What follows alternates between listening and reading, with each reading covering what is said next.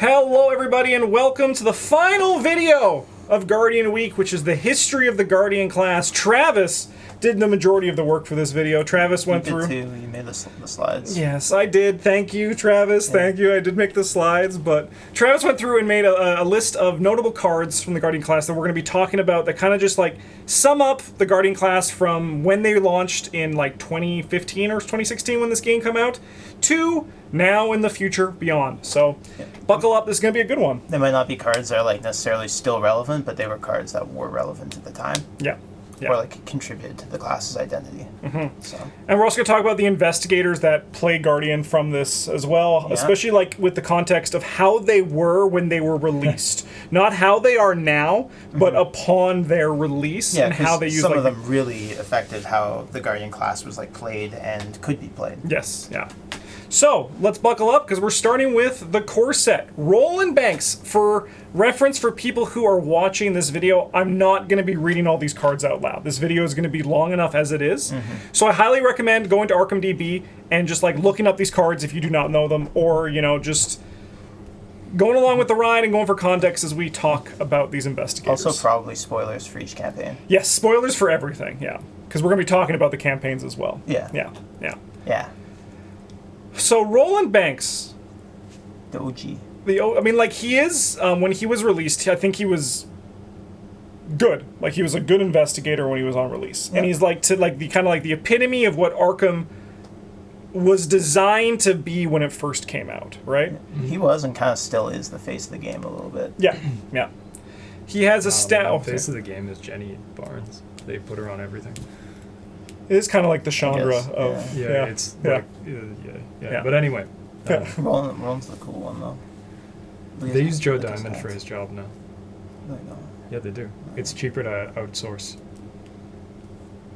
to a private investigator. I don't think they can. It's probably private user. He works for the government. You know. He didn't have a stat line that was, like, crazy strong, which I think is, like, still, when we talk about, like, a good Arkham stat line, I think Roland is a good one, because you can kind of do everything. You can't do, like, one thing, like... A well-designed Arkham stat line, not a good one. That's true, a well-designed Arkham stat line, and just his ability to kind of do everything, but not well. You have to put resources into it. Yeah, he was designed with the intention that they, in the core set, they recommended that you play through with Roland Banks as your character. And if you had a second person, they played as Wendy Adams. Because there's no card overlap. And Roland's design reflects that. Yeah. Where you have 2 on your foot, because you're not going to really evade, but Wendy will. She covers that. You have 3 brain, so you're not just dead to the Mythos deck, but it's still threatening to you. And then you have 4 punch, because that is your primary do things stat. Your ability supports it in getting clues, and then you also have 3 books. You can, in theory, get clues in a pinch. Yeah, I mean, like, he's pretty much the, I think he might be the best of the core set investigators with the core set design philosophy. Yes. Of, like, you're gonna have to do a bit of everything. Yep, 100%. Yeah. Almost immediately gone. Yes. We get through like most of Dunwich, like, hey, you might have to do a little bit of everything, and then after that it's like, fuck that, we're not doing that anymore. Yeah. I think he's the best one with that as a end goal in mind. Yeah, he is very well designed. I think he could have been slightly better if he had like 8 hearts and 6 brains, just because cover up gives you mental trauma. Yeah, I mean, I still respect cover up as like as a signature weakness today, because it still goes hard. But I do also appreciate that his signature weakness sucks. Yes, yeah. It's one of those things where signature weaknesses, generally, not all of them, there are still cases where signature weakness still hits, but like when this came out, it's like, oh, this is going to be like for everybody, and it kind of is for like everybody in a different way. Maybe not so much for like Skids, but like Skids has his own problems, which we're going to touch on in a few seconds. Yeah, but all the other course investigator weaknesses are like... They're pretty harsh. They're bombs. Yeah. Like you need to deal with them, and it's going to cost you more than 2 actions to do this. Yeah. Probably. Yeah. Speaking of Skids. Yeah, speaking of Skids, so he played Guardian. He was the Guardian O2 Splash in this core set. He didn't do it very well, which was just as well because he didn't do anything really well. He was like pretty good in core set, where all the numbers were kind of shittier. Yeah, that is true. And then once you leave Lower core set, is the term that I employed, not shittier. I said that. You guys all heard it. yeah, and then like once Dunnage came, he was outclassed Like, with those immediately. numbers. Yeah, yeah, Yeah, Skids was like really tough to play just in the core set, I think, because your only real weapon you have the machete and you have the 45 for your guardian cards, and then the other weapons you got were like switchblade and knife. Yeah, yeah. I think Yeah. he definitely like got to eat it a little bit for that same core set design philosophy that makes Roland so cool. Yes. In that they're like, he might have to do a little bit of everything. If he were to come out today, he would probably be like 1-3-4-4. Honestly, that would be like a And perfect Yeah, stat line for then him. we're Yeah. kind of like, cool, we got a clear defined weakness in that we cannot pass Frozen in fear. Like, that's impossible. Yeah, and But especially also we can fight with our stupid blue cards, and we don't need to sink infinite resources into To getting do our it. number good enough to do that. yeah. Yeah, if only they weren't scared of giving the guy one brain in the core set, but Yeah, I think it's largely a core set issue. I would like to see. I would like to see one day us revisit Skid's design with like. What design? Hmm? What design? Like how he doesn't really like have any sort of like flavor or He takes he extra has, turns. he basically has a 3-3-3-3 stat line. No, he's got a 4. I know he literally has a 4, but He he literally basically has a 4. He basically has an all 3 stat line, and then his ability is like some super generic thing they slapped on. Yeah, but that's also rogue design for this. Like, we're not gonna. yeah. It's not rogue week. It's not real so, weak. Yeah, we'll get there eventually. But yeah, Yeah. you're right. He does have like a very weak stat line, and that both of his do something numbers are 3s, Yes. and 3 is like almost good enough. Yeah. But almost good enough is not where you want to be. You know, Skids had it tough because all the Guardian cards he wanted to play, Roland also played, and Roland was just kind of, and still is better. Yeah. So For the most part, like outside of like incredibly niche scenarios, which we're not also going to get in. It's not Skids week, it's Yeah. Guardian. Oh, could you imagine Skids Week? Wow. That would be so boring. yeah. okay, Patreons, you're all Yeah, good for the yeah, Skids right. tool deck this week. Let's go. Yeah. All right, let's start talking about some of the cards here that are still Yeah. like played Really today. good, yeah. First up, we got B Cop, the ally extraordinaire. He's Voted. the guy. I'm pretty sure it was. I actually already forget. Was I also was forget. this all reliable or was this best ally? I don't remember. It It was might have last been week. both. I think it was. I think all reliable might have been vicious blow. Yeah, maybe. Yeah. I don't know. But yeah, so the card was great then, and it's great now. The upgrade is like what you want to be doing to be able to use that extra damage every turn is really nice. This guy's just like, he was great back then, yeah, and he's still kicking it today. Oh yeah. Yeah. Yeah. Anytime you get to pay 4 for an ally that does something that helps you, but also makes your do something number good. Yep. Like, let's do that. And it's nice too because this is a principle that they've actually stayed pretty consistent with today. That 4 cost gives you a stat boost and a passive effect, or like an active effect, right? Yeah. And I think that that's really nice that that hasn't been like power crept at all in all this. Staying this means these cards stay relevant, and it's just a good baseline for it.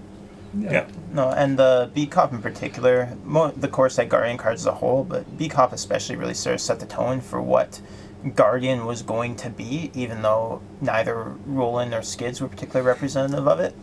Where they are allies, they can take damage, you do fist, and you do damage. Yep. And that's it, that's the class. Yeah. Right? Pretty Yeah. close. Yeah. So, Keeping this going with our 2 level 0 weapons, and I think our only levels, like they doesn't have upgraded versions until later. Machete doesn't have it. Yeah, Yeah, like 45 is we had like Carcosa. knife. Yeah. Knife was the other option. Yes. Yeah. yep. That you could play without specific colors. Machete was really good. It was tabooed to be like 1 experience. I don't remember, but it was tabooed to be increased experience, and then it was untabooed and went back to its original state, which I think was fair because at the time this card was very good with a limited It with really like, did just outclass everything else. Yeah. With the lack of limited uses, it was so rare that you were engaged with more than one enemy, Yeah. Or that and that if you couldn't were- solve that. Yeah, like if you were that one of them didn't have 1 health. Yes. Yeah. Yeah. Like, Yeah. what So happened? it was good taboo, and as we all know now, it's still playable. Like it has a good spawn on level 0 decks, but you're going to be cutting it for better weapons that we're going to be talking about in this video in the future. Yeah. And then 45 automatic, the firearm in here, which I remember when I read an article ages ago from the designers about how this game's philosophy was built around the idea of the narrative that can come in a game where, like, you're cornered by a ghoul and you have one bullet left in your gun, right? Which is really cool because, like, that's, like, why you can see why 45 automatic and, like, firearms in general, they tell such, like, a good, like, story like that through the game. Yeah. Unfortunately, and even still today, and, like, even with the 45 automatic, then, it was playable, but just completely outclassed by the melee weapon. You never get to the position where you only have one bullet left because your machete doesn't use bullets. Yeah, like, exactly. Yeah. Keep chopping. Yeah, I mean, the 45 automatic honestly hasn't changed very much since. Because, like, back then, the purpose was I cannot play 4 machetes. Yes. And now, most of the time when you're playing the 45 automatic, it is because you cannot play 4 weapon here. Yeah. Whatever it is you're trying to do. Yeah. It is mostly filler weapon. Yeah. It's okay for, like, low level, for, like, starting firearm decks. Mm-hmm. Yeah. It's, like, pretty functional for that. Yeah, if you're playing a bunch of cards in your level 0 deck that care about ammo, which, you know, then I guess it's a bit of a role player there. Yeah, you don't have too many other options there. Yeah. But, and it's one of those things that, like, even back then, I mean, and even now, back then and now, the card is actually, like, still incredibly playable if you put it out. You're going to kill things, you know, but... It still does its job. It's just not the best. Yeah, the downside is that it's just, like, fair. Yes, yeah. And you can get unfair for the same cost. Yes, and which is also kind of why we also, like, we say that about the Guardian class a lot, and you'll notice as we talk about them, they are kind of just, like, fair. Like, that's kind of, like, in their identity as well. Even when they're doing, like, unfair things, it's sort of like, wow, you could have done it. You could have done it with fair cards, too, couldn't you? Yeah. Keeping this going, we got 2 notable skills. Vicious Blow, which is, I'm pretty sure, are all reliable. Just extra damage, and Overpower, which was a neutral skill. These are all things that help the Guardian class out in the core set. And Vicious Blow is the... goes into the design philosophy that we used to call the Asphalon pump, but we don't call it anymore, which is that... played that game in a long time. But the idea was that, like, Machete and 45 automatic are dealing 2 damage, and Vicious Blow is here to be that 3rd damage, so, like, you don't have to waste a bullet, in theory, on your in your 45 automatic. But, again, the Machete didn't have bullets. Yeah. Overpower, all of the neutral skills were very important in core set and through the first couple of cycles. Guts, if you've watched some of our other videos, is very good. It's pretty good. I'm surprised it's not on this list. I tried. It could just be in every. It could. It could, but I felt like not talking about Guts. Yeah, it's pretty fair. It doesn't need to win over reliable in every school, does it? Yeah, like it would just be in every video. But like Overpower shows up here because it was particularly important for Roland's 4-punch and especially Skids' 3 to get over some of those higher fight values, and later in Dunwich Zoe's as well. We didn't get a 5-fist fighter until Mark in Carcosa, so it was quite important for that. Yeah. Keeping this going with the big, exciting thing that was in the core set for the Guardian class, which was Shotgun, which I'm pretty sure, I'm going to kind of echo what you said last week, which was earlier this week in YouTube time, how this was such an exciting card to read, right? Like, it does such a good job of telling the story of what the Shotgun is, right? And it's, you look at it and you go, wow, this is awesome. And it's still awesome today, but, like, it's the same kind of thing where it's... Yeah, like, every new Arkham player, I think, that gets the core set goes through a process of reading Shotgun and being like, this is sick, and then playing it and being like, this kind of sucks. Yes, 100%. It's at the point now where you can reliably use it today, or, like, even, like, a few sets from now, but, like, in the core set, there wasn't much to really push this super high, except for, like, the cards we just saw. Yeah, like, you have extra ammunition for more experience, but you didn't have a reliable way to find your shotgun, so you got prepared for the worst in Dunwich, and you didn't have a reliable way to find your extra ammunitions for a very long time. Yeah. Yeah, although we do have video proof that shotgun is like broken. It is sick as hell now. It's Yeah, really it is good sick now, as hell yeah. now. Yeah. Yeah. Yeah, it only took them like 8 years or whatever. And this is It would have worked before then, but like we never tried. yeah. So then this last one I imagine is going to be in all these ones like emergency cash, economy. This was like the big economy option. Probably not actually. Like emergency cash, I picked for this one in particular is because guardian stuff's so expensive. And emergency cash, they didn't get an alternative to it really for a very long time. Not until Nat Show, I think. Yeah, you Yeah. had Stand Together 3, but that was like 6 experience you had to invest into your deck. Other than that, you were pretty reliant on whatever your off color was and emergency cash for your economy. Yeah. Yeah, I imagine this one's like going to be also in the Rogue one, Yep. but Yeah. probably not the rest of them, right? It might be in Mystic. Mystic Maybe, stuff is also maybe. pretty expensive. Mystic maybe, yeah. Yeah. They did get Yeah, Secret had Dr. Milan and Magnifying Glass. Secret, we so got like, something else to talk they have about. five resources and they're done. Yeah. Survivor didn't Yeah. need it at all. And Survivor then- doesn't care. Yeah, probably just Mystic and Rogue. Yeah, Yeah. Mystic did Yeah. get the thing from Carcosa. 0 cost, play spell asset. Uncage the Oh, Soul. Uncage the Uncage Soul. Soul, Yeah. Yeah, I was like, That was this is relatively not soon. Uncage the Man. That's Yeah. Yeah, Yeah. definitely not.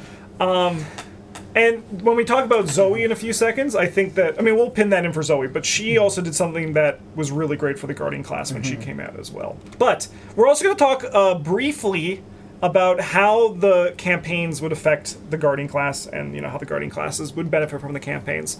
And when I was going through these cards, the thing that I think really kind of, I felt from this was that combat going on the thing. They're here to kill things. So you see the Ghoul Priest as a Guardian, and you think, I can handle that, because I got the weapons to do so. Yeah. Incidentally, as well, with things like Acolyte, what I think that the core set was teaching through the Guardian class here was that 1 health enemies can be managed in different ways with Beat Cop 2. Like, that is why Beat Cop 2 had that good thing. Or alternatively, although we didn't talk about it here, Guard Dog. And like that's kind of, I think, where the Guardian class would really pop off and be able to do things that were fairly unfair, because like, you know, you're gonna kill an enemy for like no action, and that's pretty sweet. Yeah. Yeah, getting to play against the Ghoul Priest in true solo is like combat doesn't matter, does it? Yeah. Like this guy's got 5 health. He's crap. Yeah. Yeah. But And then you show up with another person yeah. that can't do any Yeah. damage, and you're like, what, 10? 10, Yeah. hey? That's Yeah, so like Roland was pretty obviously designed around the campaign, or the campaign was designed around Roland, however you want to look at that. Shroud values were low enough that his 3-book was feasible, Yep. especially if you had Perception or Magnifying Glass backing it up. The monsters were not impossible to kill with 4 punch, 5 with your weapon. 6 with your beat cop. 6 with your beat cop, yeah, they were pretty easy once you had your full setup there. Midnight Masks is a nice mix of fighting and clue getting. Devour Below is still the Devour Below. Nothing really changes there. Yeah. Skids struggled Yeah. because he skids. Now you play one of the beat cops and Roland yells at you. And Yeah. You're like, you took my beat cop because I only have one of them unless I bought a second copy of the core set.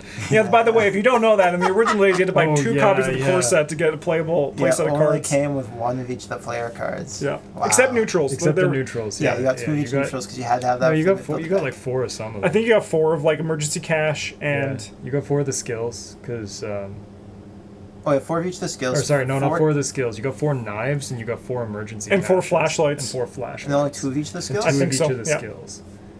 Because I have 4 of each of the skills. Yeah, it's really good that they gave us a bunch Yeah. of knives and flashlights instead of Yep. guts. yeah. Yep.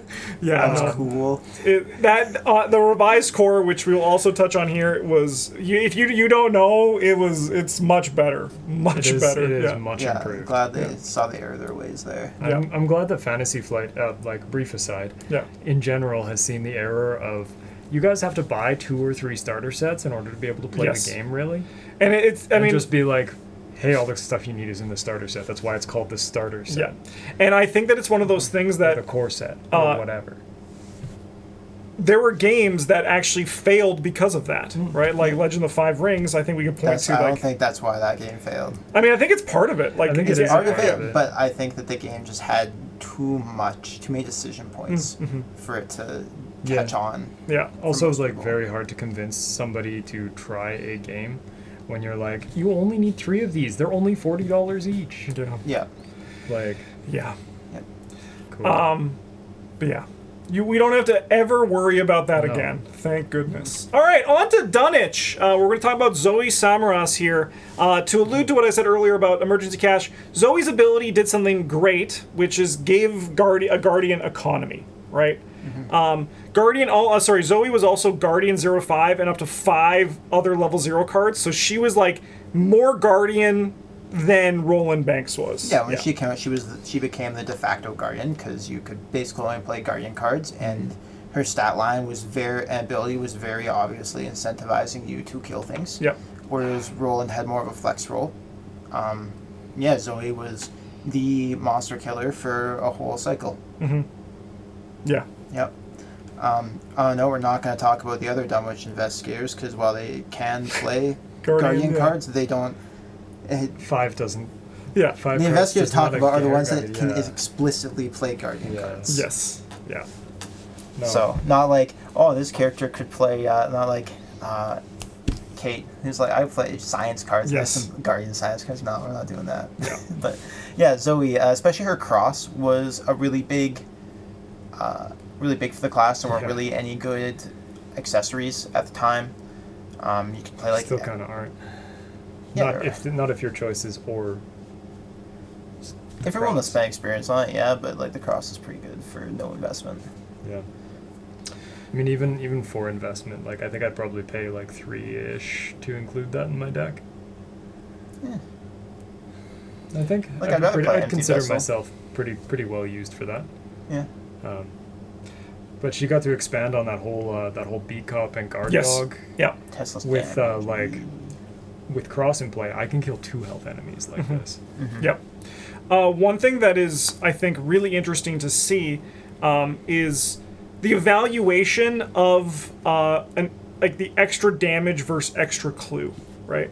Where it took them a long time, in the Guardian class especially, to realize that 2 damage is not the same as, like, 2 clues. Can you imagine if Rex's star was effect +1, get an extra clue? Yeah.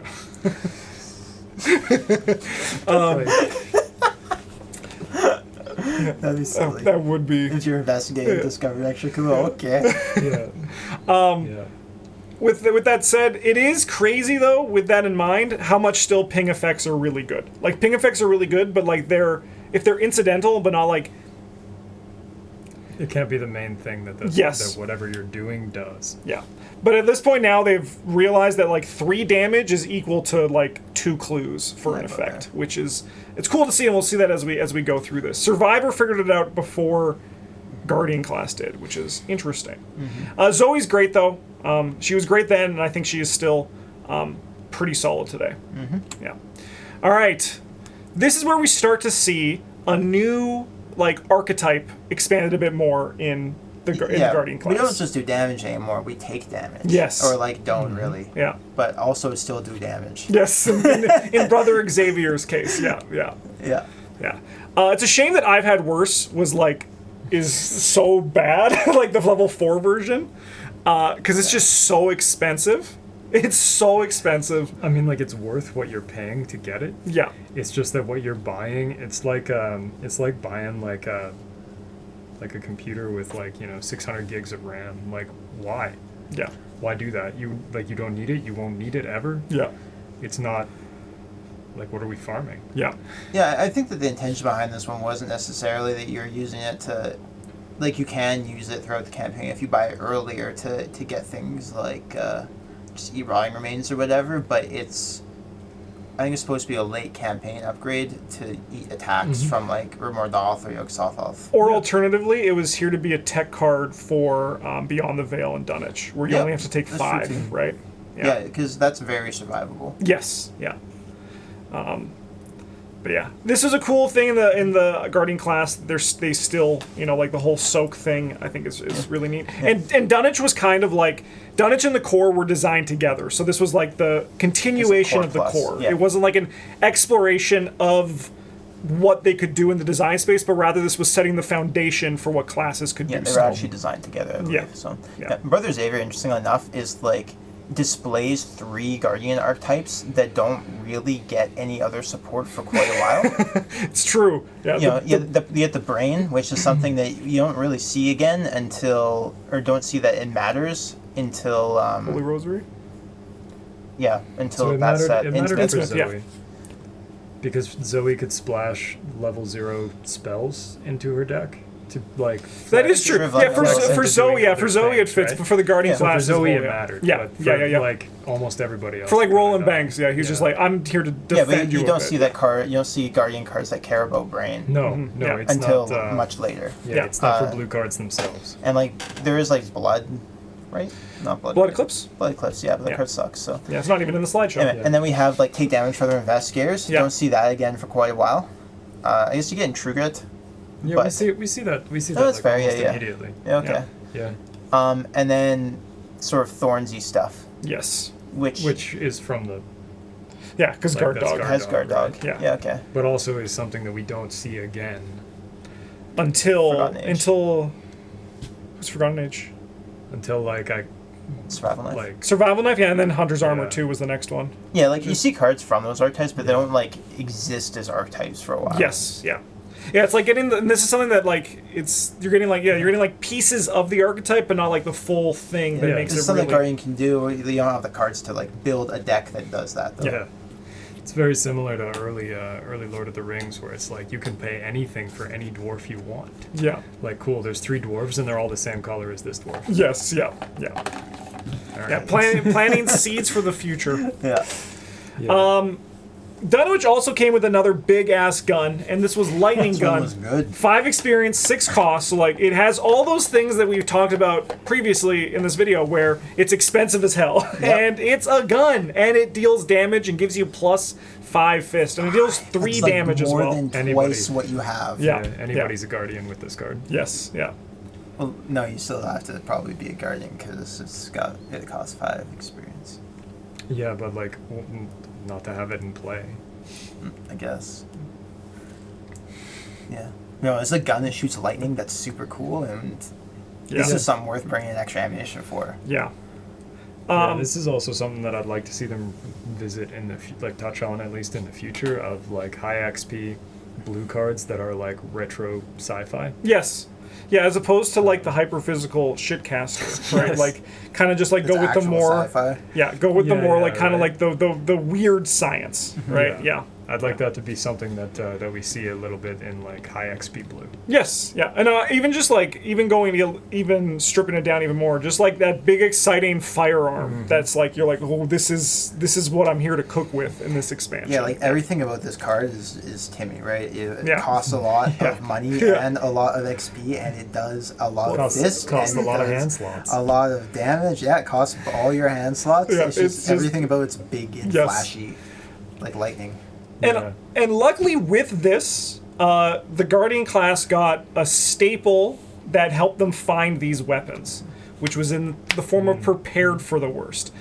I remember when this card came out because Travis went nuts. You were just like, I actually This card's have like insane. consistency in finding my weapons. And when this came out, because there's a lot of people who poo-poo on prepared for the worst today, but when this came out, this was huge for just giving you a reason to not have to play shitty cards like Knife anymore to like make up for that, right? You can find your 5 experience lightning gun and shoot it quicker. You could Yeah. find your machete, play it forever, and then win It the was scenario. great early in the campaigns because it was just consistency in your weapons that actually functions. You didn't have Yeah. to play knife for some garbage, and it was great late in the campaign because you could find your lightning gun or your shotgun if you chose to play that. And Yeah. And it had 2 also incredibly relevant symbols on it, like just Yep. absolutely insane. drawing them, even if you had your weapons, like who cares? We need to do both of these things. Yeah. Yeah. Yeah. Just Yeah. a Great card. absolute banger of a card. Yeah. Yeah.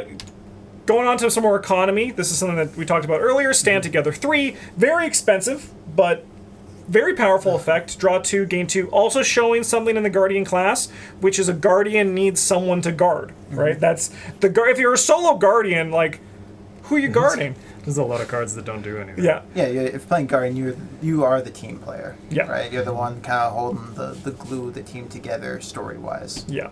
So this was a great showcase of that. And then it took a while for like a toned down version of this, but that was also a huge boon, which we'll be touching on as well. Vicious Blow also got an upgrade, just more fist and more damage if you succeed by 2 or more. Great to see. And then we also go. Sorry, guys. It's probably just like the biggest luxury upgrade. It of is, all yes, time. yeah. It wasn't like something that you don't like. need it.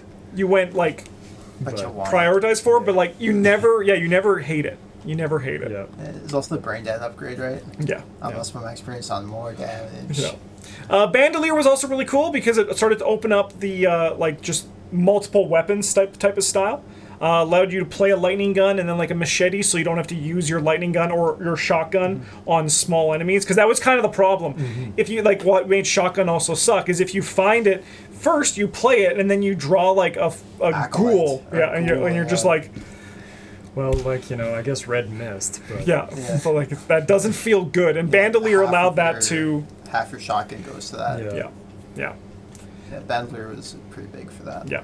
And they also got Charisma, which gave an additional ally slot. Early on, this card was like put into like every deck. Beat cops. yeah, count them. Yeah. Yeah. A B cop and a Brother Xavier, or a B cop and a guard dog. Like the combinations were not actually endless. There was only like 4. But Well, your Brother Xavier too. No, that he did here. That was one of his options. Okay. It is. It was actually pretty limited back in the day, but like. We used to like not really fight, but we would like build our decks around who got these. Yes. Yeah. Because just like allies were so much kind of like higher curve than other things in terms of their They're like so efficiency. much stronger than other things. yeah, back then they were pretty close to the only way to get your number consistently better. Yes. Yeah, like look at B Cop in comparison, even the level 0 version of B Cop in comparison to other level 0 cards, like Machete and Vicious Blow compete, but that's kind of it in Guardian. Yeah. Like you look at Dr. Milan, like Magnifying Glass competes, I guess Deduction. Magnifying Glass is also batshit, but it's not secretly. Yeah. What's his face? Your boyfriend. Pete Sylvester. Pete Sylvester. Yeah. Like absolutely insane compared Insane, to other, yeah. Like He at was- level 0 is just Yeah. Pete Sylvester was probably like #1 ally until Mr. Rook came out. Like, and then Mr. Rook trumped him on that. Yeah, that's pretty But, like, fair. just in terms of the efficiency, allies were insane back in the day. They're still they very good still today. are very good. Like, they're still but very other good. cards have kind of caught up. Yes. They're very much like this isn't the only thing that you can build your deck around, Yeah. but if you aren't playing one, why? Yes. Yeah. Yeah. All right, on to the campaign discussion, and I think this was actually really cool. This is what you said earlier, Bryn, where like it was kind of designed that you would have to do a little bit of everything, and we really saw that in like my example here was the Miskatonic Museum, which only actually has one enemy. In addition to that, Dunwich Legacy did something that was quite unique, even to this day with how all the campaigns are, which was having multiple enemies that punished you for using melee weapons.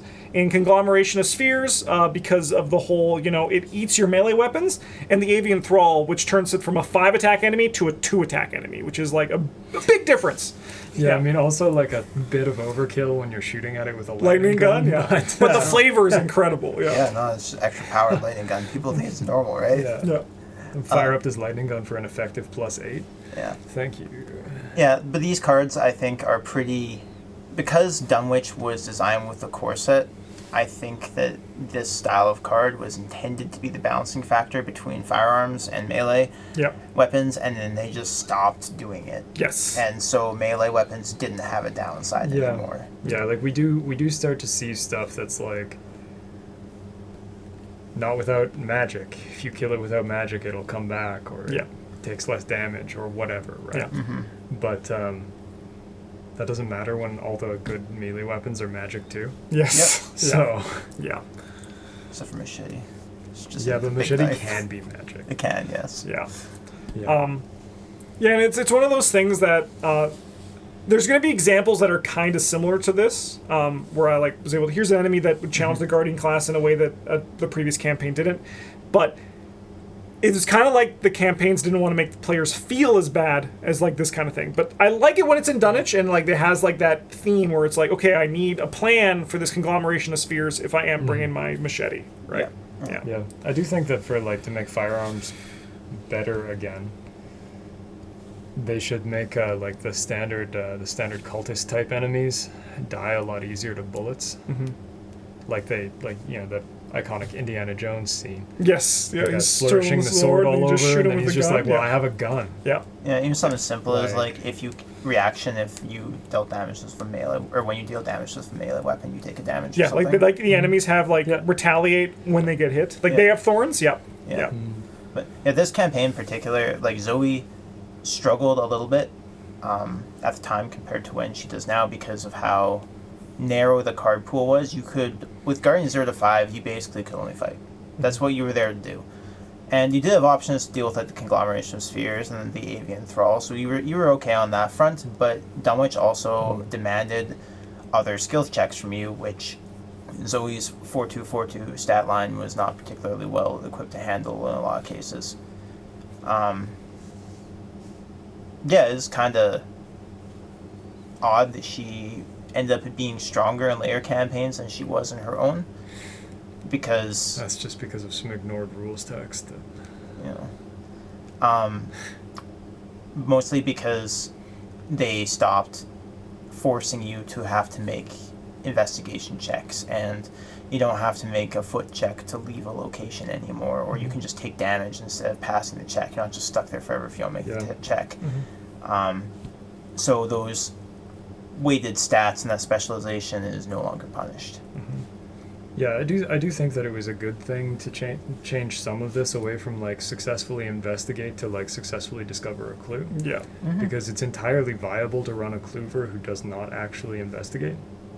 And then if you run into one of those, you're just like, oh, yeah, fuck me, I guess, right? I mean, I wouldn't mind seeing them pop up like once in a while. I think that they're fine in the... Maybe not as you have to be able to do this to advance the game plan, but you know, in those scenarios where you have 6 locations, you move one of them, and then you have to get clues off like 3. You have to get 3 locations worth of clues. One of them is you have to investigate with your book.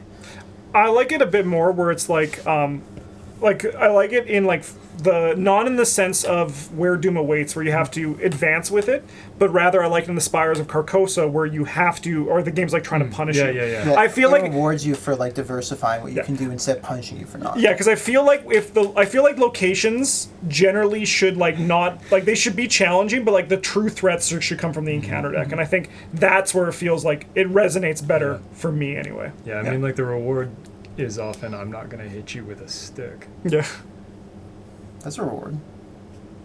I don't want to get hit by a stick. I mean, like that depends who you're talking to. I would do something to not get hit by a stick. All right, let's go to Carcosa. We got This two one's nice and short. fantastic Guardian investigators that came out in Path to Carcosa Yeah. that are probably 2 of the strongest that can get into the Guardian class today still, I think. They're both incredible. Mr. Guardian Yeah. himself. Yeah, super sexy Mark Harrigan. Oh yeah. Like Zoe, Mark Harrigan answered another problem the Guardian class had, which was card draw. A problem they actually still generally face Still today. haven't really fixed. But Yeah. you know, that's okay. We can have shortcomings in our class. Yeah. Unless it's yellow.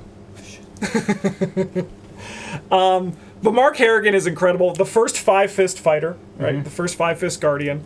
And a sick-ass signatures, and then, like, one of the softest weaknesses. Yeah, it is weakness. Like it could be a can little bit worse. explode you. It's not gonna though. It probably won't. Yeah, it was probably scarier when this came out, right? When there was less options and you kind of just had to play like True Grit or whatever that card is. Yeah. Like, you know, like you have like you can still play that card, but you have other options to make it less scary. Yeah. Yeah. The home front is very cool and very flashy with its 4 fist symbols and healing you and being a free vicious blow. Vicious blow. Yeah. But Sophie's the real all-star here. Yeah. Being able to give you +2 to any of your stats is like insane, especially with the early design philosophies where you're basically rolling around as like a 5-4-7-5. Yeah. Anytime the game asks you to do something you weren't prepared for, that's okay, because he had Sophie to do it for you. You didn't have to put those cards into your deck. You just got to focus on fighting, and if the game told you you have to make an investigation check, okay. Yeah. And I mean, like, Carcosa was still a little bit of the old style. There was still a little bit where you kind of had to do a little bit of everything, so Mark worked really well in that. Even with his 5 brain. Even with his 5 brain. Yeah. Yeah. Yeah, and his secret 5 meat. Yeah. Yeah. That's all he's got. Mark was also really cool when he first came out because he was the first deck building that did not fit in a cycle, right? Like in the core set, they were the 0502s. In Dunwich, there were the Dunwich Investigators, named after their expansion, of course. And then They've never done it since, thank God. yeah. And then he has just Tactics level 0, which at the time wasn't like There wasn't gangbusters. much. Yeah, There but wasn't much. that's Honestly, like, thank God Mark doesn't have a better card pool. Yes, Like, but that's the joy also of trait-based deck building, where like it does expand with the collection, and Mark has seen great. Even he's just great from yeah, top to they've bottom. done a really good job of fleshing out tactics at level 0 in general. So Yeah. Yeah. Coming with Mark on the Survivor side was Will Yorick, everybody's favorite Gravedigger. He's the best. So here's just a nice like marriage between what Survivor was Yes. doing and what Guardian wanted to do with the recursion and the monster killing theme. It built and really solidified. Again, if Mark and Zoe hadn't for you, that Guardians were there to kill monsters. That was their job. It was the thing that they were good at. And you could do other things, but that's what you were there to do. yeah. And you just got yet another benefit from it. Yeah, and it also kind of like showcased the merge between Survivor and Guardian, but also Guardian in and of itself, the ability that you want to be soaking, like your assets are going to be like going away, and then Yorick was like, here's the payoff to it that is unique to the Survivor class, which was a really cool marriage of what we knew about Guardian at this point. However, there weren't many crazy cards from this one. We actually only literally have 3 cards to talk about in Path to Carcosa. Carcosa's like a little soft player card-wise. However, what it does have is an absolute staple for the Guardian class, which is Stick to the Plan. Also included here is Ever Vigilant because they go together like PB and J. This is very similar to what Prepared for the Worst did, which was give a huge amount of consistency to the Guardian class. So, like, the philosophy that seemed to be at the time was that while you don't get, like, crazy draw or crazy resources, you get, like, the ability to tutor and search quite efficiently. Yeah, you had really strong card selection, but no card draw. Yeah. The traditional set for Stick to the Plan would be, well, you would buy your cool weapons, and then you would buy your Stick to the Plan and Ever Vigilant, and you would put a Prepared for the Worst, an Ever Vigilant, and usually like an emergency cache under the start of the game, and you then had to pay for stuff somehow. yeah, you had a way to find your weapon, and you had a way to set up on turn 1 in case someone drew an enemy, and you had a way to get more money just in case you need it for your weapon after playing everything else to set up. Yeah. Yeah. And I think Stick to the Plan has only gotten... I'm not going to say, like, better, but, like, it's the variance that you can now do with what you put on it has, like, just made the card that much more efficient. Because I think it's always been, like, really good, but, like... It's definitely made it that much more interesting. Yes, yeah, because you can now, like there's extra ammunitions, we put dynamite blasts on it, like, there's a ton of... marksmanship. Evo Vigilant is, like, insane. Yes. It's, like, a nuts turn 1 setup. What I also like whatever Vigilant does is it shows that the Guardian class, we have a bunch of allies, we have a bunch of weapons. We care about assets in a way that other classes don't in the same way. Yeah.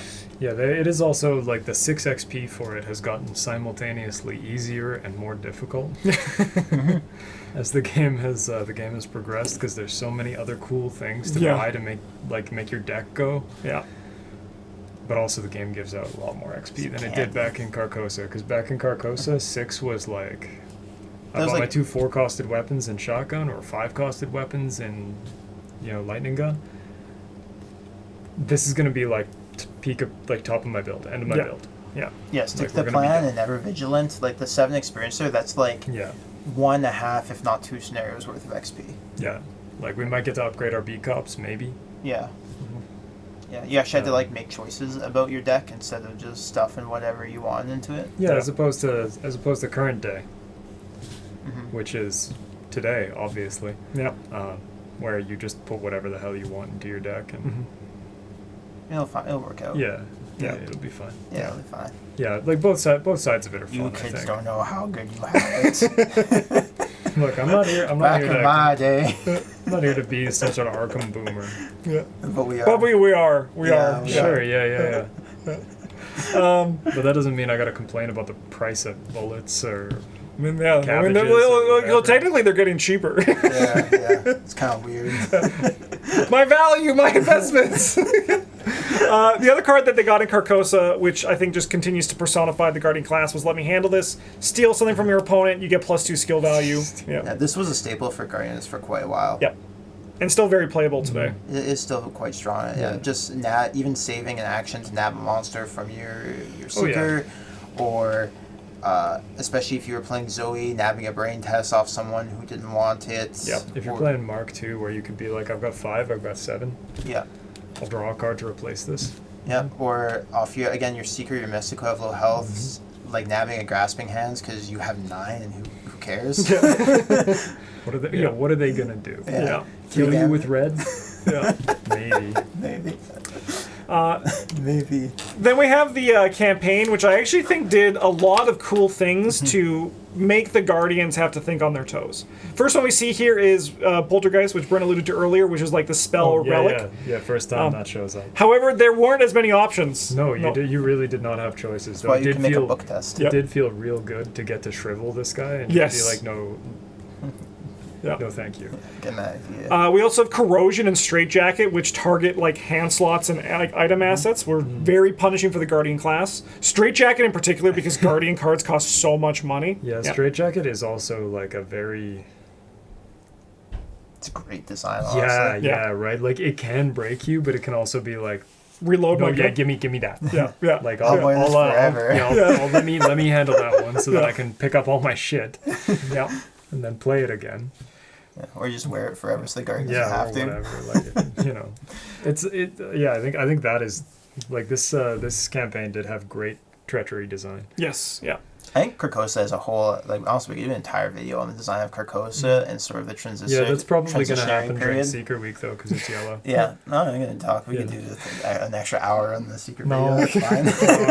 No. Yeah, the transitory period between the you have to be able to do everything to you just pick your one thing and do it, where you get rewarded for doing other things, but you don't necessarily have to do them to advance. A lot of the autonomous design, like with the Biaki there, who switches health and his evade values, provides a lot of fluency and a lot of fluidity and a lot of replayability and variance within the campaign without it being like it's good variance. Yes. Yeah, right. Like a problem with several different possible avenues to solve. Yes. Yeah. Like none of them are easier than the other, but How corrosion works is still bullshit, but that's fine. That's just because they're not following the English language. Yeah, the people who make this game don't speak English well. Don't speak English so good. not also, as goodly as we do. No, not as goodly as us. and then I also like the flavor of like the young psychopath and maniac, which was like punishments for engaging, which prompts you as a guardian to be like, do you trust me? And the answer is, if it's Mark shooting at Min, no, you don't trust Not them. anymore. But right before Dim Carcosa came out, we got our first book Guardian, which was Roland Banks, which brought in alternate art and replacement signatures. So much better. Yes, a lot more chill, which was cool to see. And they don't do this anymore, which is probably a good thing in like the grand scheme of things, right? I'm hoping that once we get all of the new release lined up, we're gonna start seeing like starter decks where we get existing investigators, but like alternate stuff for them, whether it's deck building or signatures or whatever. Maybe get a couple of new player cards. Yes. Like mini investigator expansions. Like the starter decks were, but with investigators who are less one-dimensional. Yeah. I mean, they announced that there's changes coming to the game line, so I'm holding out. I'm hoping that's what it is. One pack for that would be so funny. No, this wasn't a straight upgrade at the time because the weapons were so bad that Roland's automatic was actually like important. it was something you would actively look for with your prepare for the worsts.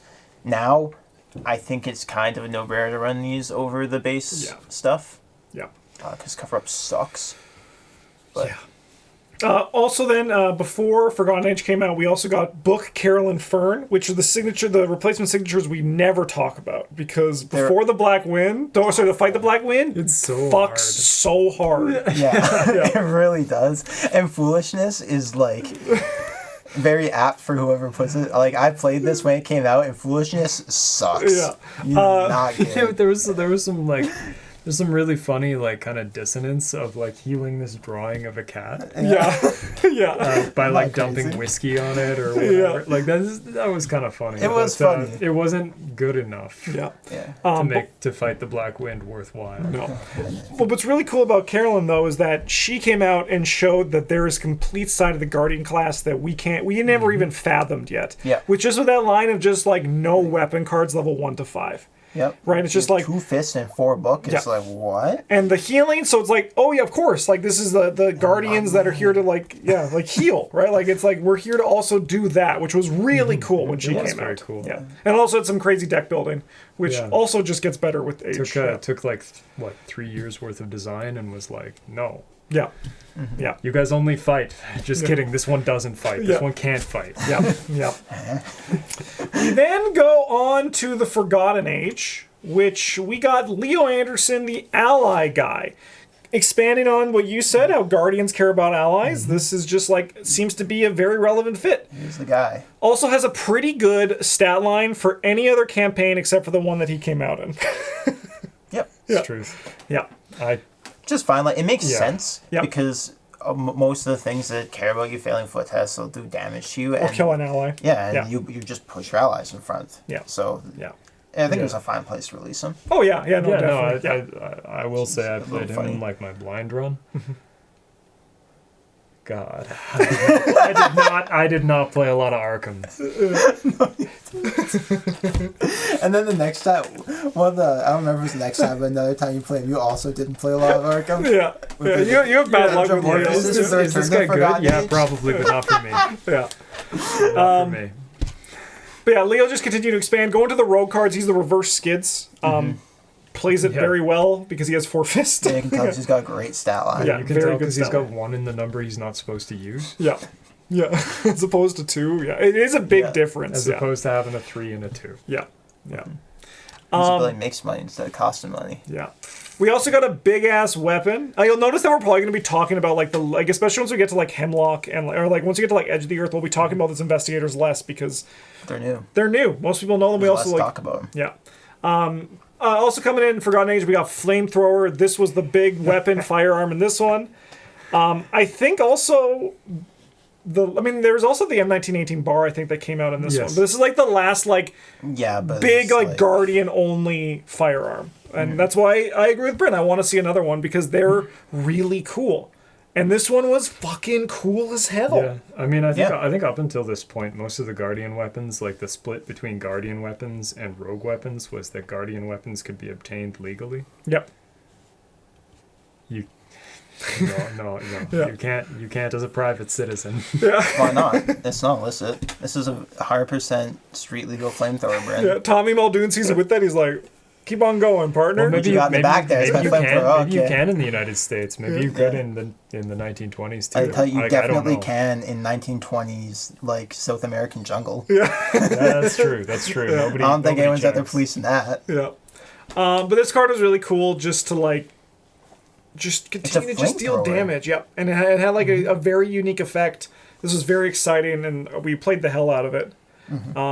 They also got a melee weapon that when it was released wasn't as good as it is now, mainly due to the upgrade that people can't actually buy anymore. So hopefully that changes. No. Oh yeah, right. That's That's only in the return to it. Yeah. Yeah. So like with this whole Yeah. the reprinting thing, I'm hoping they just like include like here's some of the Guardian stuff from Return to yada yada, right? Yeah. But- more Thorn support here. Yes, more Thorn support, and also just like opening up kind of a different sort of play style too for how you handle enemy management, which was really cool. Yeah, it was a nice design, I think, for a melee weapon. Yep. I think the upgrade one is less of a good design, but in that you can fight kind of crappily for no cost, and then you can get extra damage out of it, and sort of an extra action. But there is actually a downside. There's a price you have to pay. Yeah, I think like if the upgraded version was like more damage or like more boost, but you also still got hit, I think would be. Yeah, but the fact you get to attack first is insane. Yeah, it's very good. For 2 experience. I don't think there's very many it should cost like 4 cards experience. that I have seen Travis change his mind about as much as level 0 survival knife. It's like that. Because when I was playing it on practice release, makes he was just making fun of my deck building decision to include that Yeah, the entire time. yeah. Like, why would you play that? You could play Machete. Like, I mean, Machete's still better. because this card's sick. Machete's still better than No, it's 0 not. survival knife. It is, yes. This costs 2. That's less money. You have to take damage to do extra damage with it. Yeah, Mitch Brown has to take damage. Yeah, I mean, like it does fit in the theory with like Leo Anderson too, Yeah. right? Like they're here to take that damage for you. These dogs, yeah, they got to take damage. Yeah. But just continue to expand like unique Guardian stuff for how they do their weapons, which I think that like I mean we did just get Katana, which I'm gonna say they don't really get cool designs anymore. Let me say they don't really get like cool playable designs anymore. Yeah, Yeah. so like cool designs, we got like a All kinds of gun cool that's stuff. really cool, and a magic sword that's really cool. Yeah. But like good. Yeah. Yeah. I mean, maybe if you don't read it. Yeah. They also came out with Well Prepared here, which kind of opened up that even more assets matter, but in a different way, right? Like now you can look at the skill icons on them, and you can be like, with, for example, that flamethrower, would I like +3 fist? I think I would like +3 fist. We've poo-pooed on this card recently quite a bit, and I think that's just because like now it was better then. Yes. It looks kind of silly now, but yeah, went back then. Game +3 fight from your weapon was pretty big, so you didn't have a lot of ways to boost it, or game from Zoe's Cross also gave +3 fist. Yeah. Yeah, even if you were just Yeah, getting like like +2 fist or like +2 brand. It was like something like that. It was like it's very like. I think the dumbest ones are like 2 of their. Yeah, Cross is definitely like 2 punch in a while. Yeah. Okay. Yeah. Yeah, because I also was like +2 brain It from is that. I'm too like, much it doesn't more, do that. I was pretty sure there was an ass that gave you +2 brain. A blue ass. I think it's like the police badge, right? Yeah. The police badge. is Okay. like brain wild. Yeah. Yeah. Okay. Yeah, there's just like more better ways to do this now Mm-hmm. that don't eat into your XP budget. Yeah. Yeah. Or like eat into your XP budget more efficiently. Yeah, Right. like this card's still okay if you're trying to do something weird or silly these days, but It's not so good anymore. it's not like as objectively strong as it used to be. Yeah. This is a card that hasn't aged, hasn't gotten weaker. Take the Initiative is still a fantastic Guardian card. Actually gotten better since release. Yeah. This was so big when it came out because of just the defense it provided you in the Mythos phase, but also because especially like Dunwich and Carcosa, you would have to take tests on your turn, like especially if you went first as a Guardian, this could help you pass something that you weren't really like able to do, right? Because your deck wasn't like going hard on books or something like that, which was really nice. It was very versatile in that way. Yeah, and at level 0 between this and I'll handle this one, you were like a stone wall to the Mythos deck a lot of the time. Yeah. Yeah. They also got Backpack, the level 0 version, which we never played. Really? Yeah, I think we maybe played a little bit, but like we kind of just pretty like meh. moved out of it pretty quick, right? Yeah. Because like they were still prepared for the worst, which most of the time you were looking for weapons as a Guardian Yep. still. Yeah. Yeah, the notable thing that this had is also we also used to play Bandolier a lot, and this competed in that slot for that. Yeah. And if we weren't, then we were playing Flamethrower Pride, which also ate the chest slot The body slot used to matter a whole lot more. Yeah. more. But yeah, like the advantage that this had over the Prepared for the Worst was you got to. It had a couple things going for it. One is that it could grab multiple cards. It was effectively card draw. Yeah. It could grab you economy because you could get emergency cash. Yep. You could get you extra bullets because every extra bullet card Yep. at the time was a supply. And it was also crypt shield protection. Yep. To a certain extent, where you had to leave a card in it to not have it be discarded. But you can just like leave your other copy backpack or like a random emergency cash you need or whatever. Yeah.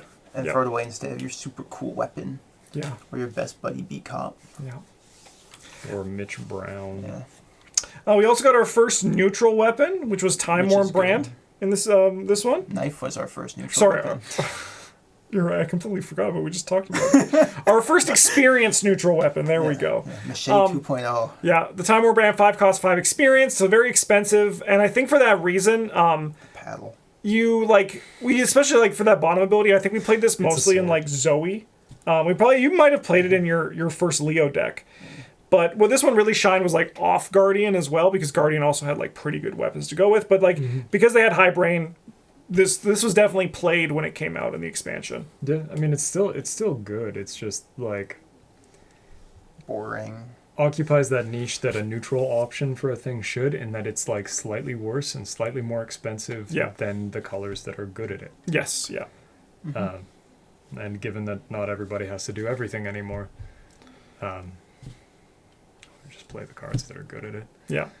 And it is kind of like, I mean, like it is As like cool as strong that. design because of that, right? Because it is like, it's playable, but like you're not going to like go out of your way for a Guardian unless you're kind of like trying to do something fun with the bottom action. Yeah, it is a fine option for Guardian if you just need a strong weapon and you don't really care what it synergizes with or anything like that. Yep. Yeah. It is just Machete Plus, right? Yeah, the downside to it, these, like, for the most part, to me, is that as cool as Magic Swords might be, this one's not even the coolest one anymore. It's true. And it only got to be the coolest one for all of, like, less than a year or whatever. Yep. We also got Second Wind, which is a card that... So, when this came out, I actually don't remember any of us playing it too much. I don't think so. It stopped playing like Mark, and that was about it. Yeah. But I think at this point now, I think It's it's definitely improved quite a bit. And we got an upgraded version as well, which is like, you know, a nice thing that you can do as a gravy upgrade, which we'll talk about in Hemlock Vale, I'm pretty sure, that one. But this was kind of like...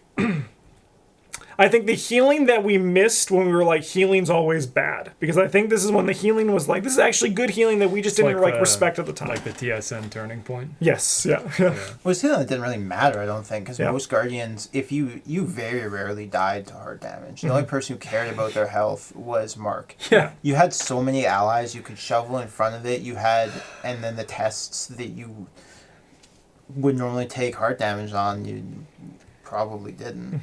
Yeah. I mean, that was like the first couple of campaigns were like, what are you gonna do? Kill me with red? Yeah, they mostly targeted. And then like in the last bit here, it's been like, you want me to kill you with red? Yeah, I'll kill you with red. Yeah. Like, lots of damage these days. Speaking of killing you with red, this was like, sorry, we're at the. Where's my your campaign discussion? I made it. Where is it? No. Okay, it was about vengeance enemies. There were a bunch of snakes on it. Okay. Because that's what it is. Yeah. It was that was some cool design. Yeah. Of like creating enemies that you don't want to kill kill for killing them. Yes. Yeah. Yeah. So you have to find another way to deal with them, but not if your name is Leo Anderson. That's not Yeah. And like that was like the big notable thing from that one. And no, actually also that they started testing like foot more. Foot actually mattered for one time. Which that was tough for Guardians. It's tough because they were mostly their brain was their higher stat of the two. Yeah. Yeah, but it wasn't all bad. A lot. The punishments for failing foot tests were usually either heart damage or like kill an ally or something like that. Or get poisoned. Yeah. Getting poisoned, also you get to kill the ally. Yeah, that's why it's an or. Yeah. Anyway, it's interesting to see how the vengeance mechanic also interacted with those the snakes that had it, where the ones that were hard to kill, you were intended to evade. If that wasn't an option for you, you had to kill them, which kind of put more pressure on you to be better at killing and less good at. It was like a snowballing effect, right? Yeah. you have to invest more in being able to pass those combat checks to actually kill the enemies who care about vengeance, and then you don't have the tools, or you have less tools than you might otherwise have had to evade the ones with vengeance, and it just kind of makes a loop, and then you're killing every else. All of a sudden the snakes have 13 punch, and you can't kill them. Yeah. Like, guard dog, save me. And generally, because it was more so because of your Forgotten Age was a very tough campaign. I think like every investigator struggled with Forgotten Age. It was tough. It was a tough campaign. Yeah, Forgotten Age is definitely the beginning of like, hey, you're not going to be able to do everything. Yeah. It was and it was kind of fun because some history. The third big box expansion for Lord of the Rings, Heirs of Numenor, also had a ramp up in difficulty. So like that was kind of like their thing. It was like that's the one. The third box in this one also just like beat your face in. Yeah. In like largely a good way. Yeah. Yeah. All right. Between Threads of Fate and Boundary Beyond, we got our Return to Night of the Zealot. This is something they don't do anymore, and honestly, they're probably never going to do again, so we just got to move on. We just got to move on, people. But we got an upgraded Dynamite Blast, which was cool, because one cheaper is actually pretty relevant, and there might be another Dynamite Blast waiting in the future for us. Yep. Yeah. Yeah, this one I think also didn't provoke attacks of opportunity. That's correct, yeah. True. That is The the other difference. one did. Yep. Yeah. Not really worth 2 experience all in all, but like still fine. I mean, it depends. It depends whether you're trying to blow up the location you're at. Yeah. Because if that's why the Dynamite Blast is in your deck, then like, yeah, you better not be getting attacked by those guys, because you'll die. But it has that nice, it has that nice sort of synergy too with this, where like you could like, you suicide yourself, but you have like Brother Xavier, like this stuff that like all the Guardian Soak that we've seen, which I think was really cool. We also had the Return to Dunwich Legacy, which had the upgraded Bandolier, which now if you have if weapons held in 2 or more hands, you get +1 Brain, which was very nice. And although there's none of that payoff to why a Guardian has Brain, just it's like there to be passively defensive, which ain't bad. It ain't bad. It's like free half guts all the time. Yeah. All right, well, this is a perfect time for you to pause the video, go get a drink, because I mean we're an hour in and we're on our first of three slideshow changes. Well, first of 2. We're on, Yeah, but there's 3 slideshows. We finished 1. yeah, so we are 1/3 through. Cool. No good. I mean, like I said, I do think once we get to the newer stuff, it's going to go a lot quicker. I like There's how a you lot tell them to pause the video and go do something instead of like pausing the recording to change it. No, I was hoping. There we go. No, because they still get the transition. Look at that. Oh, Wow. fancy. Wow. All right, on to Circle Undone. We got Carolyn Fern in her actual normal form. So there wasn't much of a surprise in terms of like what Carolyn's ability does or what she does to the Guardian class, but rather she had some signatures that weren't foolishness and literally Satan himself rising up from hell to kill you.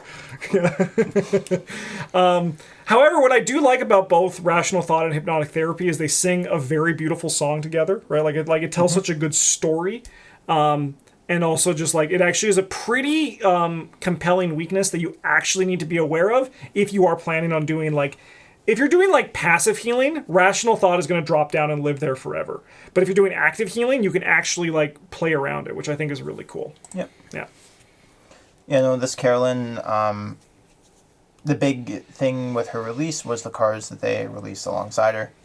Also, you know, to play the Fight the Black Wind. Yeah. So that there's actual support for healing, whereas before there really wasn't a ton. Your best healing card was like Liquid Courage. Yeah. The road card is just not a great place to be at the time. And they also included, because of the overlap between Carolyn's Seeker and Guardian and Joe's Seeker and Guardian, there was an opportunity for them to print a lot of Guardian and Seeker cards that kind of fit into both decks, both archetypes, which was very nice for her. Yeah, and then this kind of solidified the Guardian's movement away from the we only fight. And Moved Seeker into the we fight too. yeah. But it was nice that it like kind of forced you to have to consider other options, what other classes could do combat-wise, instead of just picking up your machete and your 45 and going to town again. Yeah. We also got, as Brynna said, Secret Fight 2 with Joe Diamond. Yep. He is still a Guardian. He is the reverse Roland Roland. Banks, which is a sick ass. Actually, the same guy. Yeah, it is. Yeah. Remember that time we had the three? They're all the same guy: Tony Morgan, Roland Banks, and we were like, Just guy that has with guns. yeah. But this guy brought a really cool thing where it's like, it's the Seeker, but you're still here to fight, and you're like building around fighting, so you really lean into the Guardian side of it. I also forgot, we had, because Eric built a Joe Diamond for our next campaign, and just seeing Vicious Blow and Deduction, and then you can get like, now, not at the time, but you can get like the upgraded like neutral skills. It's a great card pool, and it only got better. Practice makes perfect to pay off all that stuff. Yeah. Joe came out, he was awful. He was awful. I have memories burned into my core of both you guys playing him and hating the hell out of the Hunch deck. Just every time you're like, this does nothing, I can't do anything, and I'm so weak. I have 2 brain and 2 foot.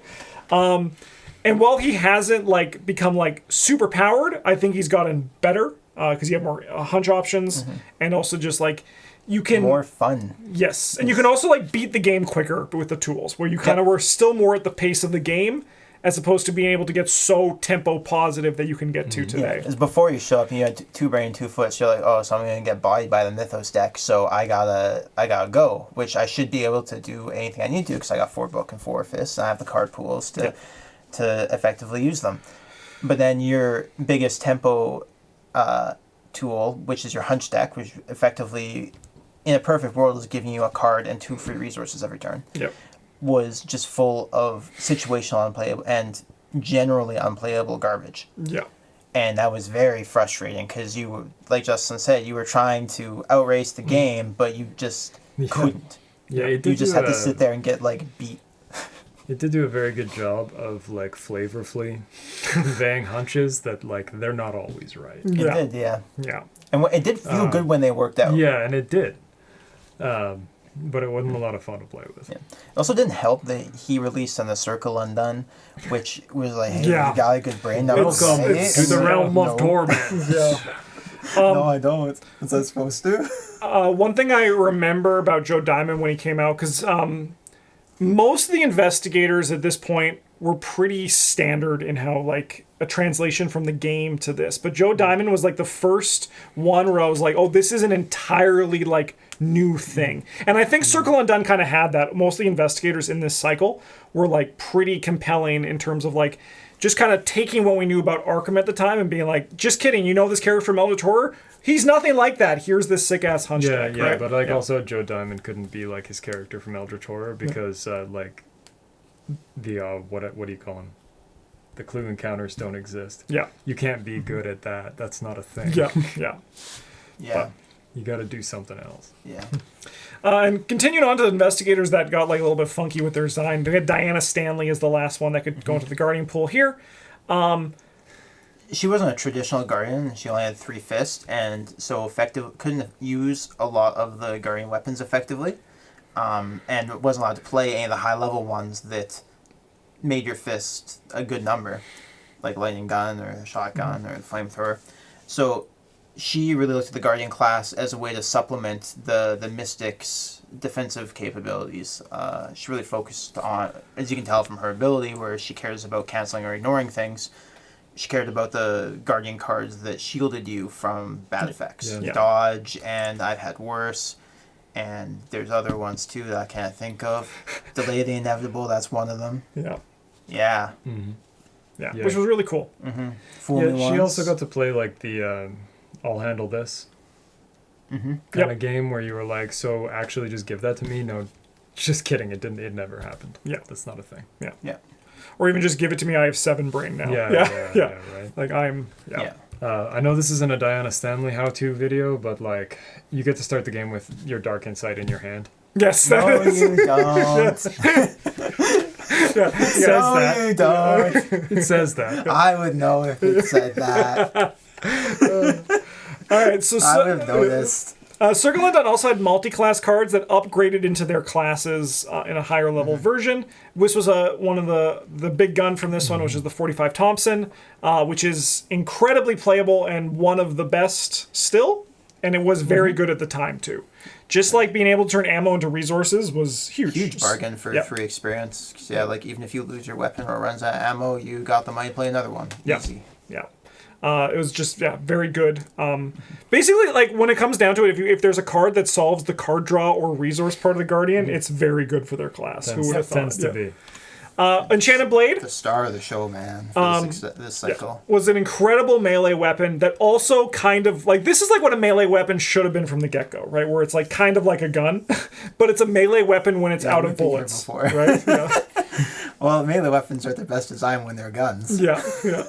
But like it's like such a fair but powerful card. Well, you look at it that way, like level 0's Survival Knife's kind of a gun. The bullets are how much health It is, you have. it is, but I think like I said, I think Survival Knife 0 is a good melee weapon, it's right? when they have like a resource that you have to pay and could theoretically run out of. Yeah. Yeah, like you won't. Yeah. No, this is around the time I think the machete got tabooed. Yeah. And so Enchanted Blade became the sort of de facto level 0 weapon. Yeah, it became the new machete. Yes. Yeah. And it like felt better because it wasn't just as like I play machete and then I'm like good it was forever. Different. Yes. Yeah. And that was good. Yeah, it was a level 0 weapon that also gave you like +2 to your punch if you spent the charge. Yeah. Which, that was pretty nice. Not something that you get a lot. No. If they give you +2, they often don't do damage. Yeah, I feel like if looking back, if like the 45 automatic gave +2 fist but still did +1 damage, this would be like, oh, there's a reason why I'd play it over other stuff. So it's nice that this is here once again because it's a gun melee weapon. I guess it's kind of funny how this card is like so well designed. It does everything that like Carolyn wants to do, but you shouldn't play in Carolyn. No. Yeah. The upgraded version is nice because it has card and horror. Like, there's a lot of nice thing, too, in the upgrade that we see even carry over into, like, what Runic Axe becomes. It's a very solid Scarlet upgrade. Keys. Yeah. Ace of Swords, the Taros. There's one of these for each class. And notably, They didn't make a red one. That's true. That's right. Oh, yeah, there's only 4 stats in the game. Why would they make a red it one? was kind of weird. But they have They made a colorless one, though. No, yeah, that's right. You have to take it. Yeah, sometimes you do. Yep. The Guardian one, yeah, sometimes you take it and then slide it out of your deck. But yeah, no, Card slot, baby. This one's pretty sick. It gives you that +1 fist, super playable.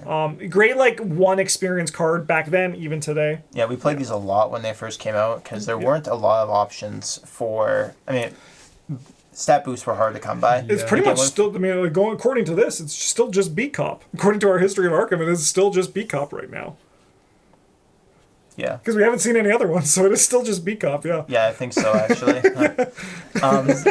There wasn't much because like your weapon gives you a punch. Yes, yeah. Right? Yeah. But then you had to kill like a mindless dancer maybe. Yeah, this one had the mindless dancer, And yeah. they just had 6. Yeah. I mean, they still have 6. Yeah, but 6 is honestly. like 6 is like less now than it was then. It's still 6, though. How could that be, Bryn? Like it's quantum mathematics. No, it's just inflation. No, and then there weren't that many really. It's the same set of math that's used to make the Make the water protection skill. Yeah. Okay. I see. The Ace of Swords, or the Terra cycle was. There weren't very many good one experience cards that you could just like pop into your deck with that random experience you had laying around, and these were good and also one experience. So yeah. I mean, this one's also easily like the best one. Maybe the purple one. Maybe. No, but the yellow one gives you a book. Who cares? It doesn't matter. Book's cheap. It is actually, yeah, you look at it in comparison. What like, if you get it when you're not investigating? Well, it's okay. For parlay You got a Dr. Milan. You had 5 to start with because that's always been a thing. Not if you're Rex. That doesn't matter. You won the game before you had to parlay. Yeah, Rex is that guy. Secret Week's gonna be fun. Hello Mirror and Soothing Melody. This was the first healing that we actually played. At the time, like, we played this card a lot. I agree with you now that it's like people are probably put into their deck when they don't need to. Kind of just like it's... It's probably sweet in that new one-armed lady. Yes. Oh, definitely. Yes. Whose name escapes me. Marian Tavares, I think her name is. I think I've already somehow Yeah, burned that into my brain. How did I just do that? Yeah, I don't... but it's probably real cool. Yeah. This is also the first real accessory Guardians had, I think.